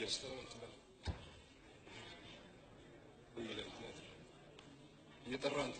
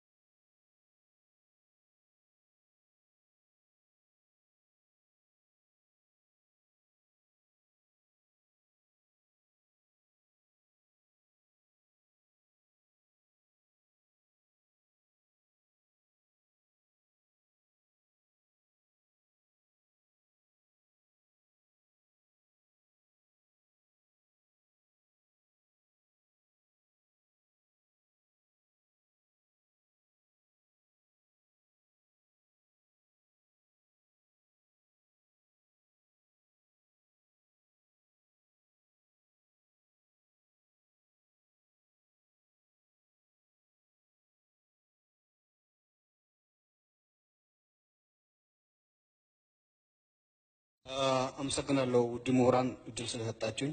የኢትዮጵያ አመራር ማህበር ወክዬ ነው የመጣሁት። ዮሐንስ በንቲ ይባላል። አንደኛው ጥያቄ ብሔራዊ መግባባት ምንድን ነው? ምን ማለት ነው? ዲፋይን ተደርጓል ወይ? ምንድን ነው ብሔራዊ መግባባት ማለት? በሁሉም የህገ መንግስት አንቀጾች ላይ ሁሉም አንድ አይነት መስማማት ይኑር ማለት ነው ወይስ ብዙ ሰው የተስማማበት ይወሰድ ማለት ነው? መሰረታዊዎቹ የብሔራዊ መግባባት ብለን ተብለው የሚወሰዱ ምንድን ናቸው? አሁን ሰው ሁሉ ሲናገር ብሔራዊ መግባባት እያለ ፐርስፔክቲቭን ነው ሪፍሌክት የሚያደርገው። አሁን እያንዳንዳቸው የራሳችን ፐርሴፕሽን አለ፣ ሪፍሌክሽን አለን። የወከልነው የህብረተሰብ ይሁን ፖለቲካ ፓርቲም ቢሆን ከየትኛውም የህብረተሰብ ክፍል እንምጣ ወክልል የምናስበው ነገር አለ በግለሰብ ደረጃ። እሱ ነው ብሔራዊ መግባባት። የኛ የምንናገረው የኛ ሀሳብ ነው። ስለዚህ እሱ ዲፋይን መድረግ አለበት። አንድ ሁለተኛ፣ አንዳንድ የተሳሳቱ ነገሮች የምነሱ አሉ። ለእያንዳንዱ ለምነሳው አንደርስታንድ አደርጋለሁ። የሀሳብ ብዝሃነትም አለ። እሱን ነው የታዘብኩት እዚህ ቤት ውስጥ። ግን ደግሞ ሪያሊቲ መሬት ላይ የሌሉትን ነገሮች ሲናገሩ ነው ይመስላሉ። የሲቪክ እና ስነ ምግባር ትምህርት የኢህአዴግ ፖለቲካ ፕሮግራም ነው ተብሎ ሲነገር ሰምቻለሁ። በሚወክላቸው መምህራን ስም አፍራለሁ። ትክክል አይደለም። ብዙ አላብራራም ጊዜ ስለሌለ 2 ደቂቃ ስላለኝ። አንድ ሌላው ምሁራን ጥንቃቄ ማድረግ ያስፈልጋል። እቺ ሀገር የምሁሩም የአርሶ አደሩም የነጋዴውም የሁሉም ነው። በጥናትና በምርምር እየተደገፈ ይምጣ ነው የሚለው። ምሁሩ አጥንቶ አጽፎ ካላመጣ ወላ ፖለቲካ ፓርቲዎች ምሁሮች ካልጻፉ ካላዩ ምንድን ነው ምሁር የሌለበት ስራ ነው ማለት ነው የምትሰሩት? ስለዚህ ምሁር አድርባይ ነው አይባልም። የሀሳብ ብዝሃነት ሪፍሌክሽንስ ኦኬ ጥሩ ነው። ስለዚህ እዛ ላይ ያቀረቡት ሰዎች በግል አላቃቸውም፣ እናመሰግናለን ስላቀረባቸው። ለውይይት መነሻ ነው የቀረበው። ከዛ ውጪ ሰዎች ሀሳባቸውን መናገር ይቻላል። ግን ደግሞ እዚህ ውስጥ የምንናገረው ነገር ኢትዮጵያን ለመገንባት ወሳኝ ሚና ይጫወታል ብዬ አስባለሁ። how are you feeling to ኢትዮጵያን ለመገንባት አስተሳሰባችን ምንድን ነው ይመስላል? የኔን ፐርስፔክቲቭ ብቻ አይታችሁ ኢትዮጵያን በዚህ እንገነባለን ነው እዚህ ውስጥ በምንናገረው እኮ ሌላውን እያስቀየምን አይደለም ኢትዮጵያ መገንባት ያለብን ይመስለኝ። አመሰግናለሁ። ማሳሰቢያ ሁለት ቁጥር ማሳሰቢያ ለሽ ማሳሰቢያ ማሳሰቢያ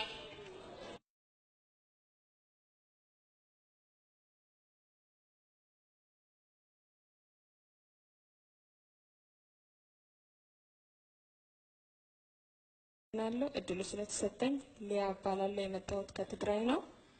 እኔ አጠቃላይ የነበረውን ውይይት አቅራቢዎቹም የተሰጠው በቤቱ ሀሳብም አፕሪሼት አደርጋለሁ። እኔ ምስማማው አብዛኛው ነጥቦች አሉ ብዬ ማስተካከል የምፈልገው ግን እኔ ቤቱም በደንብ መወሰድ ያለበት ብዬ የማስበው ቅድም ከዚህ ያቀረቡት ሀሳብ ታሪክን ማንኳሰስና የሌለ ታሪክን ማስተላለፍ አሁን ለምንወያየው አጀንዳ ጠቃሚ ነው ብዬ አላስብም ማለት ነው። ማስተካከል የፈለኩት እሱ ነው። በመድረክ ላይ ያለው አቶ ሰሎሞን ሰው የመሰለው ሀሳብ መናገር አለበት ትክክል፣ ምክንያታዊ በሆነ መንገድ እና ሀቅ ላይ የተመሰረተ መሆን አለበት ብዬ ግን አምናለሁ ማለት ነው። የሌለ ታሪክ ሲነገር ግን መስተካከል አለበት። ለምን ብትሉኝ ቲፒኤልኤፍ 1968 ሲነሳ የአማራ ህዝብ ጠላቴ ነው ብሎ ሲያስተምር ነበር ሲል ለኔ ሾክ ያደርገኛል። ለሌላው እዚህ ያለ ቤትም በጣም ሊሰማው ይገባል ብዬ አስባለሁ። እንኳን 1968 ጀምሮ ካለ ከ3 አመት ወይም ከ2 አመት በፊትም በመራሩ በተፈጠረ ችግር ህዝብ ለህዝብ በጥቂት ህገወጥ ሰዎች የትግራይ ህዝብ ሲመታና ሲገደልም የአማራ ህዝብ ጠላቴ ነው ብሎ አይወስድም ቲፒኤልኤፍም የትግራይ ህዝብ። ስለዚህ በደንብ ነው መስተካከል ያለበት። ፋይዳ የማይሰጥ ለሀገራዊ አንድነታችን ፋይዳ የማይሰጥ ሚዛን የማይደፋ ታሪክን መሰረት ያላደረገ ንግግር ሲነገር በደንብ ነው መስተካከል ያለበት። ሁላችንም መታገል አለብን ብዬ ነው የማስበውና 68 ቲፒኤልኤፍ ወደ ትግል ሲወጣ እዚህ ያለ ሰው ላስተምር አልችልም እኔ በእድሜም እችላለሁ ብዬ ስለማስብ ማለት ነው። ስለዚህ ታሪክ ሁላችንም ስለምናውቀው የብሔር ጥያቄን ለመመለስ የጾታን ጥያቄ ለመመለስ የሃይማኖት እኩልነትን ለመመለስ ብሎ ነው ትግል ያደረገው። ይሄ ትግል ሲያደርግ ቲፒኤልኤፍ ብቻ አይደለም ከእህት ድርጅቶቹ ጋር ሆኖ እንደታገለ መወሰድ አለበትና የሌለ ታሪክ ሲነገር መስተካከል አለበት የሚል ሀሳብ ለመስጠት ነው። አመሰግናለሁ። ማሳሰቢያ አይደለም ዲሞክራሲ ውበቱ ልዩነትን ማስተናገድ ነው። ሁለታችሁም የተለያየ አስተሳሰብ ተናግራችኋል። ሁለታችሁንም እናከብራለን። ሁለታችሁንም እኔ ያከብራለሁ። ቤቱን የሚያከብር ይመስለኛል። አሁን እድል ለሰጠኋቸው ተናጋሪ እናዳምጥና ሌላ ራውንድ ላይ ሀሳብ መስጠት ካለብን ሰዓታችንን ነው። እሺ እኔ እንኳን መናገር አልፈለኩም ነበር፣ ግን አንዳንድ ነገሮች ስላስገደዱኝ ነው። ሁለት ነገሮች ላይ አትኩረን ተመልክተን ካልን በስተቀር ያስቸግረናል። አንደኛው በሽታችን ምንድን ነው? በሽታችን ካላወቅን በስተቀር 101 ስብሰባዎችን ብናካሄድ የትም የምንደርስ አይመስለኝም። ሁለተኛው ዛሬ የደረስንበት ለምን ደረስን ነው። ከዛ ልጀምር። እኔ እንደሚመስለኝ ኢህአዴግ ላለፉት 27 ዓመታት ግራንድ ኤክስፔሪመንት የሚለው ትልቁ ምንድነው ሙከራ ኢህአዴግ ትልቁ ሙከራ ፌል አድርገዋል። ወደ ግራንድ ፌለር ሄደዋል ማለት ነው። ላስረዳ። ዲሞክራሲያዊ ስርዓት ለኢትዮጵያ ህዝቦች ያመጣለው ነው። ኢህአዴግ ያመጣው መቼም ለ100 ሚሊዮን የኢትዮጵያ ህዝቦች ሳይሆን በኢህአዴግ ቁመት የተሰፋች የዲሞክራሲ ጥብቆ ነው። ይሄ ነው ፌል ያደረገ። ይሄ እኛን 100 ሚሊዮን ህዝብን ካልጨመረ በስተቀር 101 ጊዜም ውይይት ብናደርግ ፈተናውን አናልፍም፣ ችግሩን አንፈታም። ኢህአዴግ ለምሳሌ ሀቀኛ ፌዴራላዊ ስርዓትን አመጣለሁ አለ። ያመጣው የሞግዚት አስተዳደር ነው። ዝርዝር ውስጥ መግባት አልፈልግም። ኢትዮጵያ ውስጥ ከሞላ ጎደል አለም ከተባለ የተጨናገፈ የውሸት ፌዴራሊዝም እንጂ እውነተኛ ፌዴራሊዝም የለም። ይሄ ነው ችግራችን እዚህ የከተተ። የዚህ ሁሉ ደግሞ የችግሮች እናት ማዘር ኦፍ ኦል ፕሮብለምስ የኢህአዴግ አይዲዮሎጂ አብዮታዊ ዲሞክራሲ ነው። ኢህአዴግ አብዮታዊ ዲሞክራሲውን እንደፈለገ ሊያምንበት ይችላል። ምንም ችግር የለብኝም። ግን በመቶ ሚሊዮን ህዝብ ላይ በግድ በጠመንጃ ይጭናለሁ ካለ ችግር የሚፈጠረው እዛ ላይ ነው። ስለዚህ አሁን ብዙ ጊዜ የማነሳው ይሄ ውይይታችን ላይ ኢህአዴግ ከራሱ ሳጥን ወጥተዋል ወይ? ጠቅላይ ሚኒስትሩም ብዙ ጊዜ እስከ ቅርብ ጊዜ ወዲህ ሲናገሩ ሰምቻለሁ። የእሳቸው ትልቁ ፈተና 100 ሚሊዮን የኢትዮጵያ ህዝቦችን መምራት አይደለም። ኢህአዴግን ለለውጥ መምራት ይችላሉ ወይ? ይችላል ወይ? ያንን መምራት ካልቻለ አሁንም ውሃ ግዳ ውሃ መልስ ውስጥ ነው የምንገባው። ዛሬ በዚህ የምናደርገው ውይይታችን ወደ ደንቆሮ ውይይት ይለወጥብናል። ስለዚህ ኢህአዴግ የፖለቲካ ፍላጎቱ አለ ወይ? የፖለቲካ ቁርጠኝነቱ አለ ወይ? ኢትዮጵያን ለ100 ሚሊዮን ህዝቦች በዛ ደረጃ የሚሆነ የፖለቲካና የዲሞክራሲ ስርዓትን ለመፍጠር ዝግጁ ነው ወይ? እነዚህ ነገሮችን አንስተን ካልተነጋገርን በስተቀር ውይይቱ ብቻውን የትም አያደርሰንም። እንዳውም ብዙ ጊዜ ሰዎች መንገድ ላይ ሲጠይቁን ይሰማሉ። ኢህአዴግ አፍ እንጂ ጆሮ የለውም ይላል መረራ። ኢህአዴግ ጆሮው ጆሮ ከከፈተልን የፖለቲካ ፍላጎቱና ቁርጠኝነቱ ካለው እኔ በምሁራንም አሉን ሀገር ውስጥም ውጭም ኢትዮጵያ ገበሬም ችግር የለውም። እርግጠኛ ነኝ ከ27 ዓመታት የኢህአዴግ ዲሞክራሲ የቦረና አባገዳዎች ዲሞክራሲ በጣም ይሻላል። ከዛ ህዝብ ባህል የወጣ በ8 ዓመት የሚገደብ አንድ ቀን እንኳን ከዛ የማያሳልፍ አይነት ስርዓት አለው። ስለዚህ የፖለቲካ ፍላጎቶቻችን አካባቢ ወደ ብሔራዊ መግባባቱ እንምጣ። እግዚአብሔር ይስጥር። የቀድሞ ፕሬዝዳንት አንዳንድ ጊዜ ጥሩ ነገር ይናገርልናል። ትልቁ ችግር ከዴይ ዋን መጀመሪያ ኢህአዴግ ሲነሳ የራሱን የፖለቲካ አጀንዳዎች በሌሎች ላይ ለመጫን እንጂ ብሔራዊ መግባባት ላይ የተመሰረተ ህገ መንግስትም የፖለቲካ ስርዓትም ብሔራዊ መግባባትና ውይይት ላይ የተመሰረተ ዲሞክራሲ መፍጠር ስላልቻለ ነው። ከ27 ዓመት በኋላም ቢሆን የቀድሞ ፕሬዝደንቱ ይህንን ማንሳቱ ጥሩ ነው። ዋናው ጉዳይ አሁንም ቢሆን ዘገየ እንጂ አልመሸ። ስለዚህ ቁጭ ብለን በተለይ አሁን ብዙ ጊዜ የሚሰማኝ ነው ምንድን ነው ድንጋይ ወርዋሪዎች እኮ እዚህ የሉ። እነሱን የሚወክል አስተሳሰብ እዚህ የለም። በአንድ በኩል የቀረቡ ለምሳሌ ስለ ዲሞክራሲ፣ ስለ ፌዴራሊዝም፣ ስለ ብዙ ነገሮች አሉ። እነዚህ ሰዎች ለምን ድንጋይ ወረወራችሁ? በኢህአዴግ ዘመን የተፈጠረ ትውልድ ነው። ይሄ ትውልድ በኢህአዴግ ስርዓት ላይ ለምን ድንጋይ ወረወረ? ምንድን ነው ችግሩ? ምንድን ነው የሚፈልገው? እና ይህን ካልጠየቅን በስተቀር እሱም ተወክሎ ሀሳቡን ለማቅረብ የሚችልበት ደረጃ ካላመጣ ነው በስተቀር የምናደርጋቸው ውይይቶች ስጋት ስላለኝ ነው። ወደ ዶንቆሮ ውይይት ኢህአዴግ መልሶ እንዳይወስደን አደራ እያልኩኝ መናገር የምፈልገው ምንድን ነው፣ ሌታስ ጎ ባክ ቱ ዘ ቤዚክስ። ምንድን ነው 27 ዓመት የቸገረ? ከ5 ዙር የዲሞክራሲ ምርጫዎች ጋር በኋላ ለምንድን ነው በተለይ በኢህአዴግ ዘመን የተፈጠረ ወጣት ይሄ መንግስት እኔን እየወከለ አይደለም፣ ፍላጎትን እየወከለ አይደለም፣ ጥቅሞችን እያስከበረ አይደለም፣ ስራ እየፈጠረልኝ አይደለም፣ የፈጠረው ዲሞክራሲ ስርዓት ፖለቲካ ስርዓት ዲሞክራሲ አልባ ነው፣ የፈጠረው ፌዴራሊዝም እስከ መገንጠል የሚል በጣም ኤክስትራቫጋንት የሆነ መብት ይሰጣል።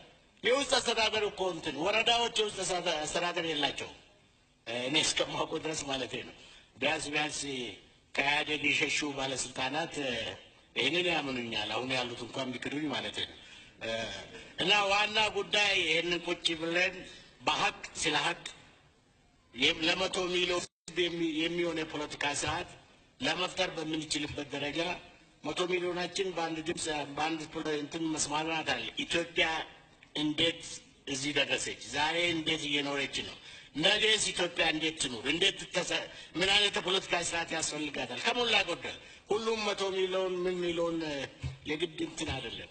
መሰረታዊ የሆኑ በተለይ የቀድሞ ፕሬዚደንት ያነሳው ስቴክ ሆልደርስ የምንላቸው ለችግሩም ለመፍትሄው አካል የሆኑ ኃይሎች ሊወያዩ የሚችሉበት ሁኔታ ኢህአዴግ ካልፈጠረልን አሁንም ቢሆን ውሃ ግዳ ውሃ መልስ ነው።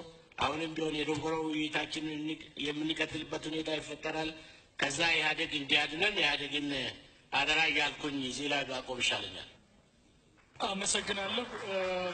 አሁን የምናደርገው በአብዛኛው ውይይት ስናደርግ ያነሳናቸው የኢኮኖሚ ነክ ጉዳዮች ክፍተቶች ስላሉ በእነኛ ላይ የተወሰነ ሪፍሌክሽን ዶክተር ሶሎሞን ይሰጠንና ወደሚቀጥለው እንሄዳለን።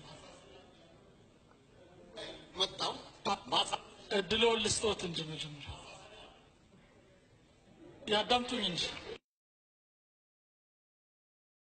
ፕሮግራም በተያዘለት ስርዓት ይቀጥልና ተጨማሪ ሰዓቶች ላይ እንነጋገራለን። አሁን ባልኩት መሰረት ዶክተር ሶሎሞን የተወሰኑ ሪፍሌክሽንስ ይሰጠናል።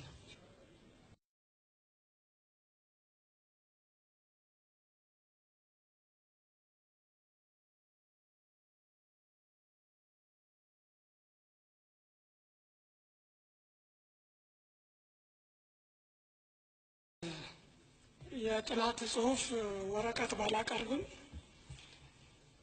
ተጨማሪ የሆነ ሀሳብ ያለው ሰው ቢጨመር 4 ቢሆኑ ክፋት የለውም ስለተባለ ነው የመጣሁት። እነዚህ ቁጭ ያልኩት ፕሮግራሙም ላይ ስሜ ስላለ የት ሄደ ይሄ ሰው የሚልም ነገር እንዳይመጣ ለማሟላት ጭምር ነው። እኔ አሁን የምናገራቸው ነገሮች ሙያዊ እና የግል ሀሳቦች ናቸው እንጂ የመንግስትም የማንም የተቋምም አይደሉም። በውይይቱ የታሰበው ግብአት ማሰባሰብ ስለሆነ ለግብአት ሊሆኑ ይችላሉ ብዬ ያሰብኳቸውን እዚህም መድረኩ ላይ የተነሱ ቤቱም በተለያየ መንገድ ያነሳቸው ያልተነሱም ጭምር ቢጎሉ ጥሩ ነው። ዞሮ ዞሮ የተሻለ ነገር ለመስራት ከሆነ እያሰብን ያለ ነው። ቢጎሉ ጥሩ ነው ብዬ ያሰብኳቸው ደግሞ ከኢኮኖሚ ፋይዳ አንጻር ከምጣኔ ሀብት ፋይዳ አንጻር ኢትዮጵያ ውስጥ እየተገነባ ያለው ስርዓት ምንድን ነው የገጠመው ችግር የሚለውን እንድናስብ ለማስቻል ጭምር ነው። 2 ነገሮች ላይ ብቻ አነጣጥራለሁ። አንደኛው በማንኛውም ውይይት በተለይ በፌዴራሊዝም ግንባታ፣ በኢኮኖሚ ስርዓት ግንባታ አስተሳሰብ እጅግ በጣም ወሳኝ ነገር ነው። የአስተሳሰብ ነገር ሲነሳ ደግሞ 2 እርስ በርሳቸው ልናስታርቃቸው የሚገቡ ግን ያስቸገሩን ሀሳቦች ላይ ያተኮራል። ደጋግማችሁ እንደተናገራችሁት አንደኛው ጉዳይ የኢትዮጵያዊ ማንነትና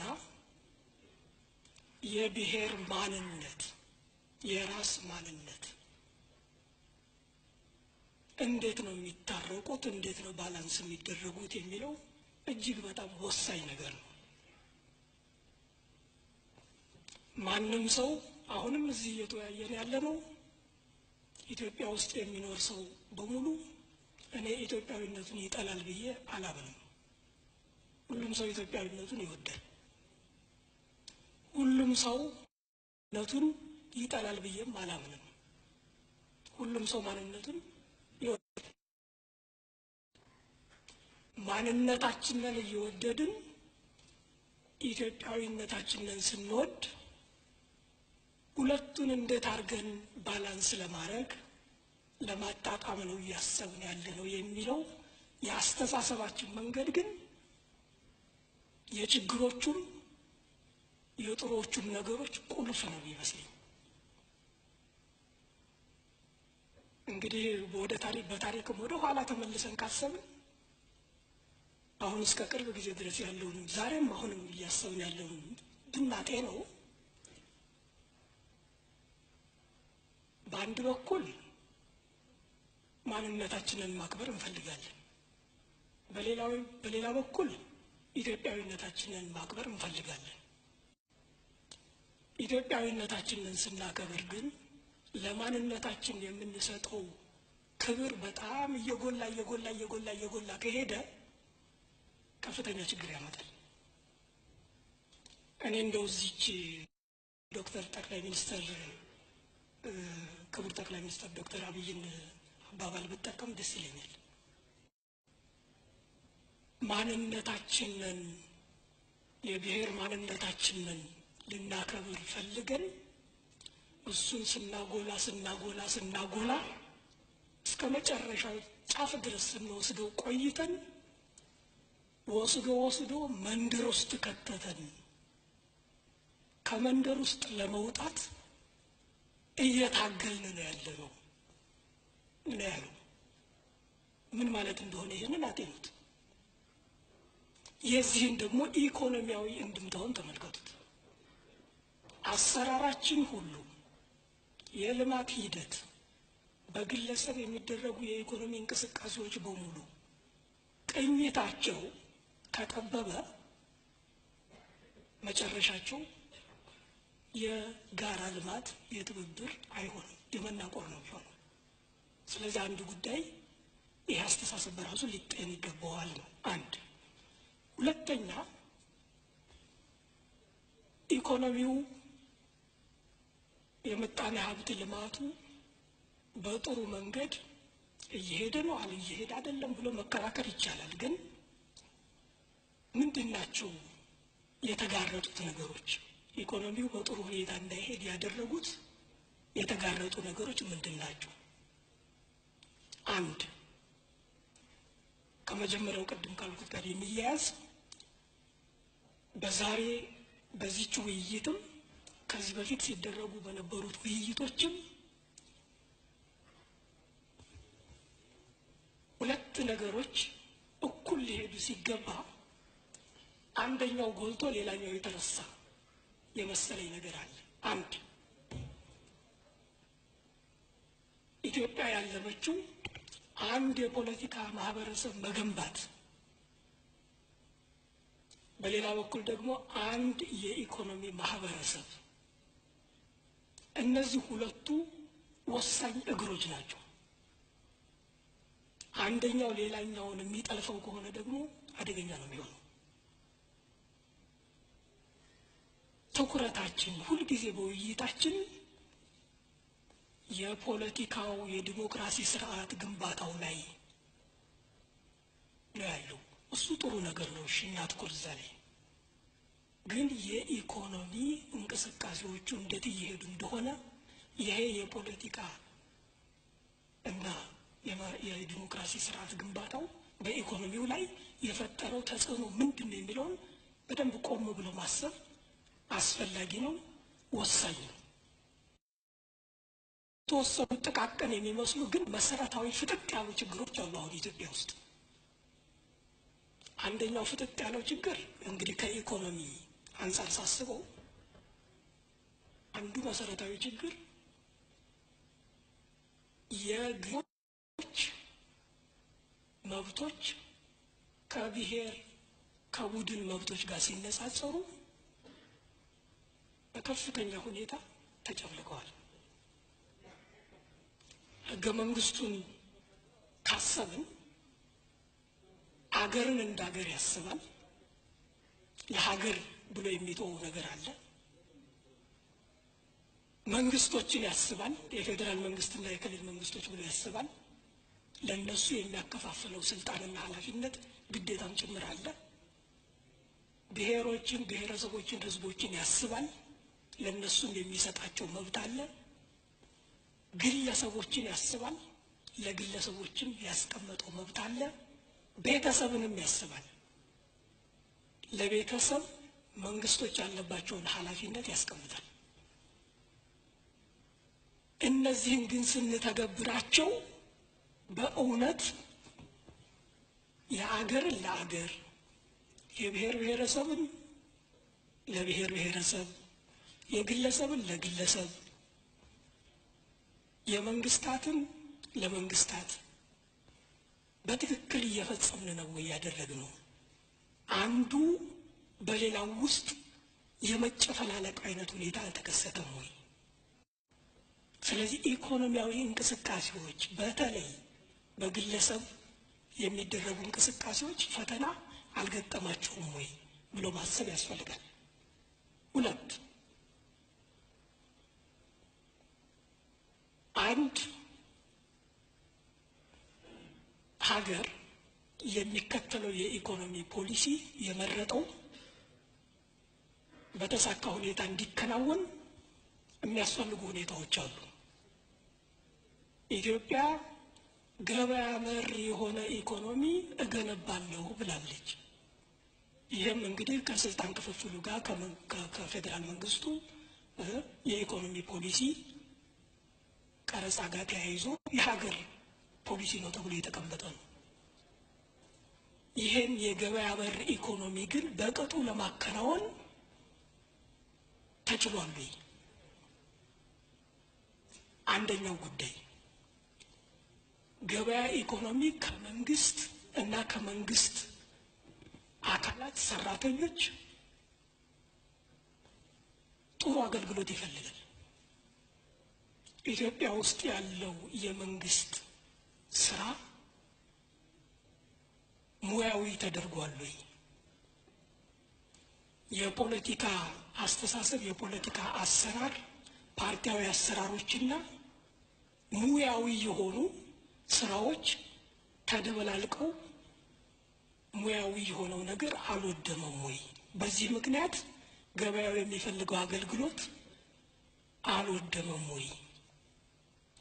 ሁለት በዚህ ምክንያት መንግስት ገበያውን የመምራት የማስተዳደር አቅሙ ፈተና ውስጥ አልገባም ወይ? እስቲ ህብረተሰቡ እንዴት እየሆነ እየኖረ ያለው ነው በገበያው ምክንያት። አሁን እኛ እኮ እዚህ የምናወራው ነገር አንዳንድ ጊዜ እንደው ቆም ብለን ካሰብነው የቅንጦትም እንዳይሆን እፈራለሁ። ወጣ ብለን እስቲ ዝም ብለን ቤተሰባችን እናስብ፣ ህዝቡ እንዴት እየኖረ እንደሆነ እናስብ። በገበያው ምክንያት ከፍተኛ የሆነ የህዝብ ሮሮ የመብት ጥሰት የለም ወይ? ገበያው ስል እንግዲህ ሁለቱንም እያሰብኩ ነው። አንድ የሀገር ውስጥ ገበያው፣ ሁለት ከውጭ የሚሳበው ፎሪን ኢንቨስትመንት። ፎሪን ኢንቨስትመንቱም የሀገር ውስጥ ገበያውን ህብረተሰቡን እየጠቀሙት ነው ወይስ እየነጠቁት ነው ያሉት? ይሄንን የመምራት ኃላፊነት የመንግስት አይደለም እንዴ? ይሄንን በምን ያህል መጠን እየፈጸመው ነው መንግስት? ይሄን ማሰብ ነው። ሲቀጥል ወጣቱ እናስብ። ጨርሻለሁ። ጥቂት ናት፣ አንድ ሁለት ሶስት ናቸው። ከቶፒክ ላይ ስላልሄደልኝ ሌላ ጽሁፍ ከሆነ የምንወያይበት ነው ወይ ለማለት ነው።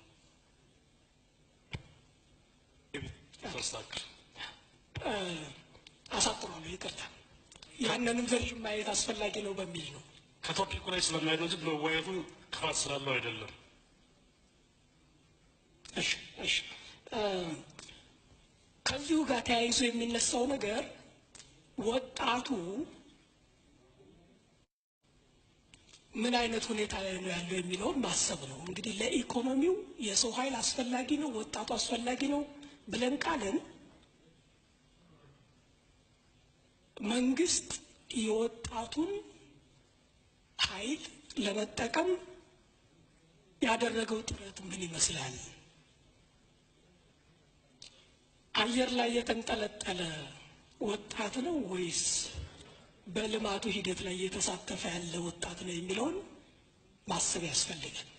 በዚሁ ምክንያት ደግሞ ከዚሁ ጋር ተያይዞ የሀብት ክፍፍል ጥያቄ በተደጋጋሚ ለምንድን ነው የሚነሳው የሚለውንም እንደዚሁ ማሰብ ያስፈልጋል።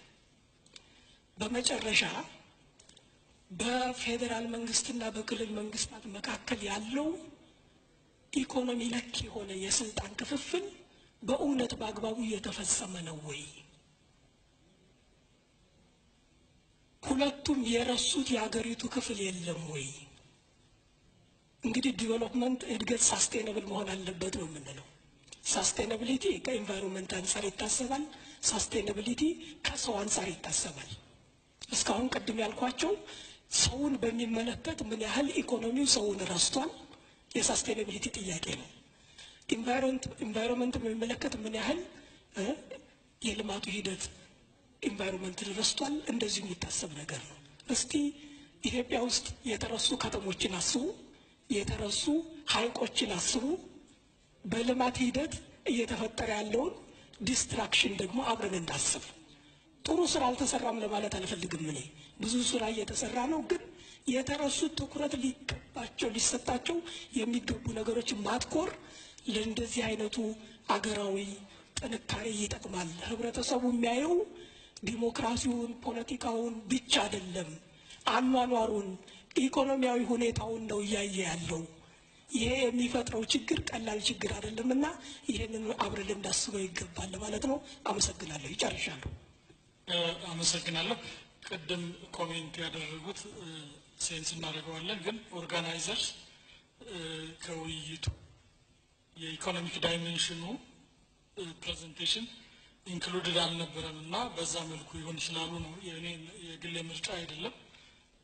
የፕሮግራሙ መሪዎች አሬንጅ ያደረጉት ነው። ግን በጣም ቴክኒካል ስለሆነ ነው ስለ ኢትዮጵያ ፌዴራል ስርዓት፣ ስለ ኢትዮጵያ ክልልና ፌዴራል መንግስታት ስልጣን እና ኢኮኖሚው ደግሞ የፌዴራል አደረጃጀቱ አንዱ ፒላር መሆኑን ካየን አይቲክ የተነሱት ኮንሰርንስ ለውይይት ለሚቀጥለው ጊዜ ልናስባቸው ይገባል በሚል ነው የተረዳኋቸው።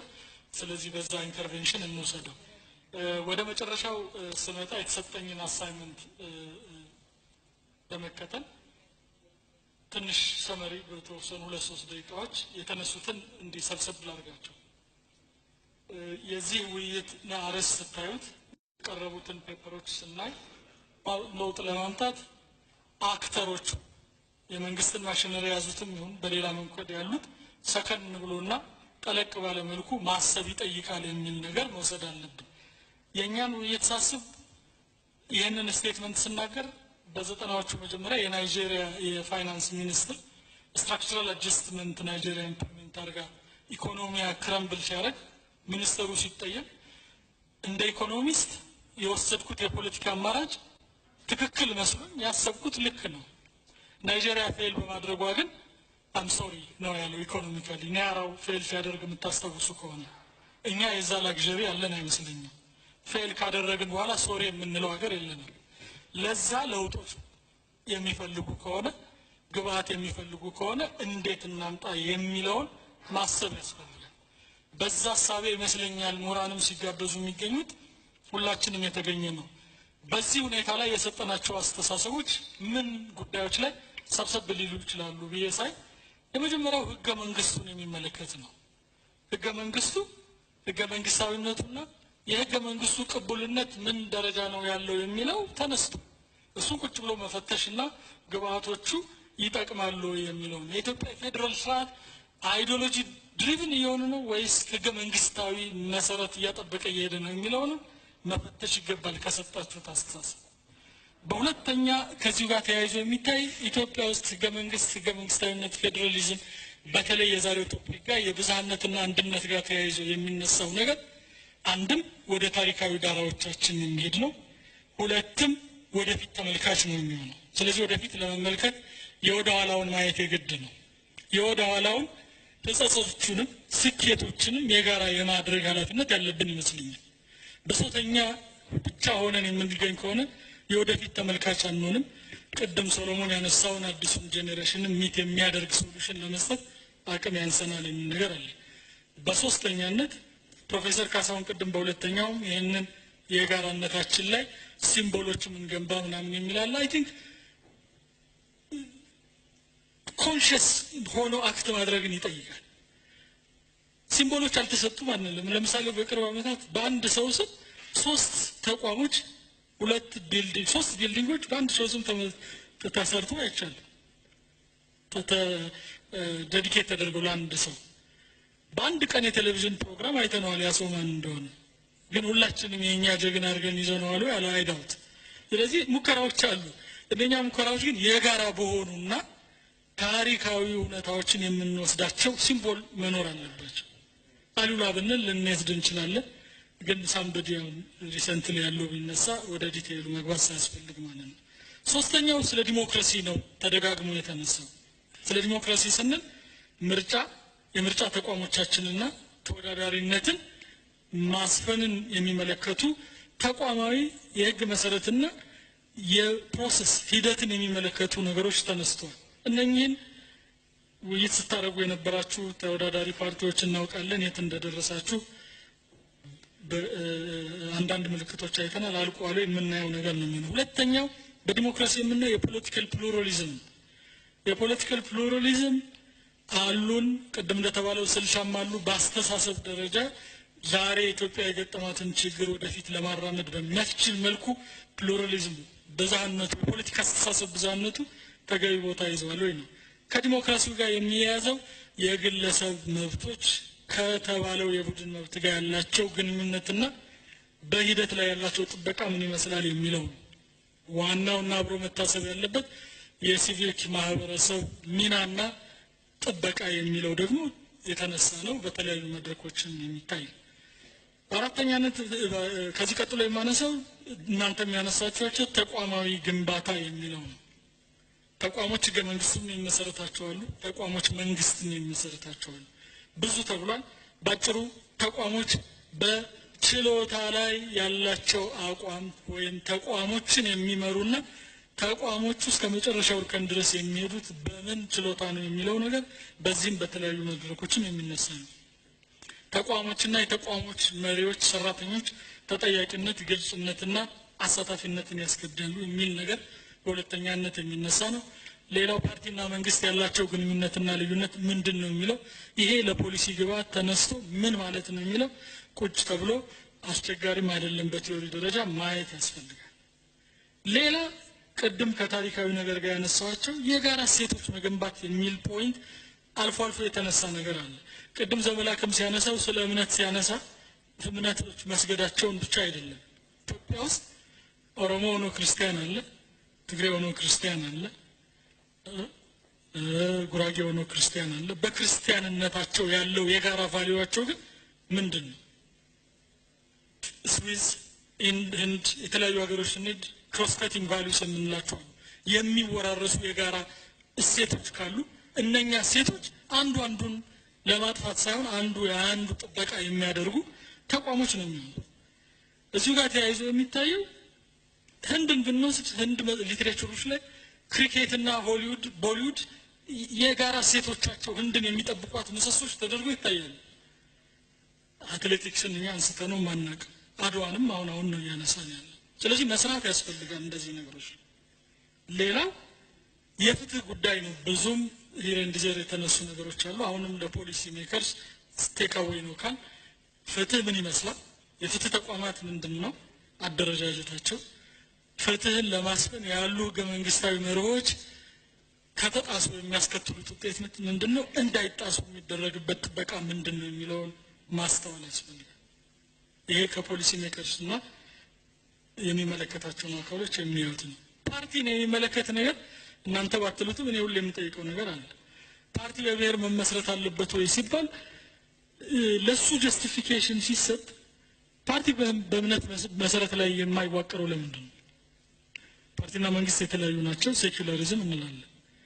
በእምነት ላይ ተመስርቶ የሚቋቋም ፓርቲ ለሀገራዊ እሴትና ለሀገራዊ አንድነት ህጸጽ የሚሆን ከሆነ ያኛው ያለው ጀስቲፊኬሽን ምንድን ነው? ለምሳሌ አንድ አማራ ትግሬ የሆነ ክርስቲያን ወንድሙን ያጠፋዋል ብለን የምንፈራ ከሆነ በእምነቱ ከተደራጀ በዚህ በራሱ አይደንቲቲ ብቻ በመደራጀት ውስጥ ከዛ ያለፈ የጋራ እሴት ላይ ባለመደራጀቱ የሚያስከትለው ቻሌንጅስ አይኖርም። ይሄ ተወያይተን የጋራ ነገር ከሆነ ፍርጥ አድርገን አይ ይሄኛው በዚህ መልኩ አይሆንም ማለት መቻል አለብን። ስለዚህ ፓርቲ አደረጃጀት 69ኙ መሬት ላይ ጠብ የማይሉ ከሆነ ወደ አይዲዮሎጂ ለማምጣት ምንድነው መስራት ያለብን? ቅድም ዶክተር አሰፋ አንስቶታል፣ ማየት ያስፈልጋል። በመጨረሻ ብዙ ነገሮች እነኚህን ያነሳናቸው የሚቋጩት ለገጠሙን ችግሮች ያለን ፈቃደኝነት ምን ያህል ነው? ሲንሲየር የሆነ ከልብ የመነጨ የሀገራዊ ችግሮችን ለመፍታት ምን ማድረግ አለብን የሚለውም ነገር በተለያየ መልኩ ፕሮፌሰር መረራ አንስቶታል። ደጋግሞ የሚነሳ ነገር ነው። ይሄ እስከሌለ ድረስ ዲክላሬሽን ነው የምናደርገው። በዲክላሬሽን የሚመጣ ኮንሴንሰስ አይኖርም።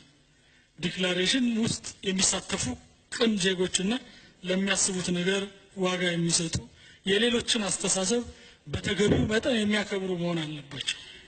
ይሄን ካልኩኝ ዘንዳ በተደጋጋሚ የሚነሳ ሚስትረስት በአካዳሚክስ ሰዎች ዙሪያ ላይ የሚነሳ አለ። አካዳሚክስ ምንድን ናቸው? ምሁር ይባላል። ምሁር ማነው? የራሱ ጥያቄ እንደተነሳ ሆኖ ለኔ ምሁርና ፖሊሲ ሜከሮች እንደ መስታወት መሆን መቻል አለባቸው። አልታደልንም። ለብዙ ዓመታት ኢትዮጵያ ውስጥ ያልነበረም ትንሻችንም ጥሰው ለመገኘት ሲሞክሩ ያለው ሚስትረስት በጣም ከባድ ነው። ምን አይነት ምሁራኖች አሉ? ምሁሮች እንደየግለሰቡ ፖለቲካዊ ምሁር መሆን ይቻላል። የፖለቲካ አጀንዳን አንግቦ የፓርቲ አይዲዮሎጂ ውስጥ ገብቶ መሄድ ይቻላል። አካዳሚያዊ እምነቱን ግን ለፓርቲው አይዲዮሎጂ ሁል ጊዜ ሰለባ ሳያደርግ ማለት ነው አስተሳሰቦችን መክሮ መሆን ይችላል። ሌሎች ደግሞ ምሁራን አካዳሚያዊ ምሁራን መሆን ይፈልጋሉ። በአካዳሚ ውስጥ ያለውን የሀሳብ ነፃነት ለማንሸራሸር ብቻ ይፈልጋሉ። ስለዚህ በዚህ ምሁራዊ ነፃነታቸው ውስጥ የሚያስቡትን ነገር አማራጮች ፕሬዘንት ያደርጋሉ። እነኛ አካዳሚያዊ ምሁራን እኔ በሁለትም ልንከፍላቸው እንችላለን። አይ የምጽፈውን የማትመውን የምወያየው ከተማሪዎች ጋር ብቻ በቂ አይደለም፣ ስለዚህ ብሎግ ላድርግ፣ በፐብሊክ ኢቨንት ልምጣ፣ አድቮኬሲ ውስጥ ልግባ፣ ልሳተፍ ብለው የሚወስዱ አሉ። አካዳሚያዊ ሙያቸውን ኮምፕሮማይዝ ሳያደርጉ አይ የሚፈልግ የጻፍኩትን ይውሰድ፣ ፐብሊሽ ተደርጓል፣ ማቴሪያሉ ላይ ያለ አስተሳሰብ ይሄ ነው የሚሉ አሉ። እነኚህ ምሁራን በየትኛውም ጎራ ያሉ ምሁራን ሬሌቫንስ ሁልጊዜ እንዲኖራቸው ይፈልጋሉ። ለማን? ለፖሊሲ መከሮች። ለማን? የፖለቲካ አማራጭ ለሚያመርቱ አካሎች አማራጭ መሆንን ይፈልጋሉ። ስለዚህ እኛ ለፖሊሲ ሜከርስ ሬሌቫንት የሆነ ነገር ማቅረብ ነው እንጂ ሀሳባችን የፖለቲካ አስተሳሰቡን የማራመድ ነገር አይደለም። ስለዚህ ለፖሊሲ ሜከሮች መድረክ ላይ ወጥተው ሰዎች የሚያስቡትን ነገር ሲያጋሩ የመጀመሪያው ነገር ኢትዮጵያ ውስጥ የሚገርመው ነገር ሁለት ጎራ ስላለ ከሁለቱ ጎራ ውስጥ ብቻ መግባት አለባቸው። ያ ልክ አይሆንም። የሚያስቡትን ሀሳብ በሌላ ተወዳዳሪ በሆነ ሀሳብ ዲፊት ማድረግ ያስፈልጋል ብዬ አምናለሁ። እንደዚያ ካልሆነ ግን ነፃነትን የሚፈልጉ ምሁራን ነፃነት በሌለበት መድረክ ላይ ለመገኘት ፍላጎት። ይህን ካልኩኝ ዘንዳ የዛሬው ሴሽን የተሰጠኝ ሰዓት 10 ሰዓት ድረስ ነው። ማለቁን እና ለፕሮግራም ኦርጋናይዘርስ ማስረከቤን ለመግለጽ እወዳለሁ። ስለዳመጣችሁ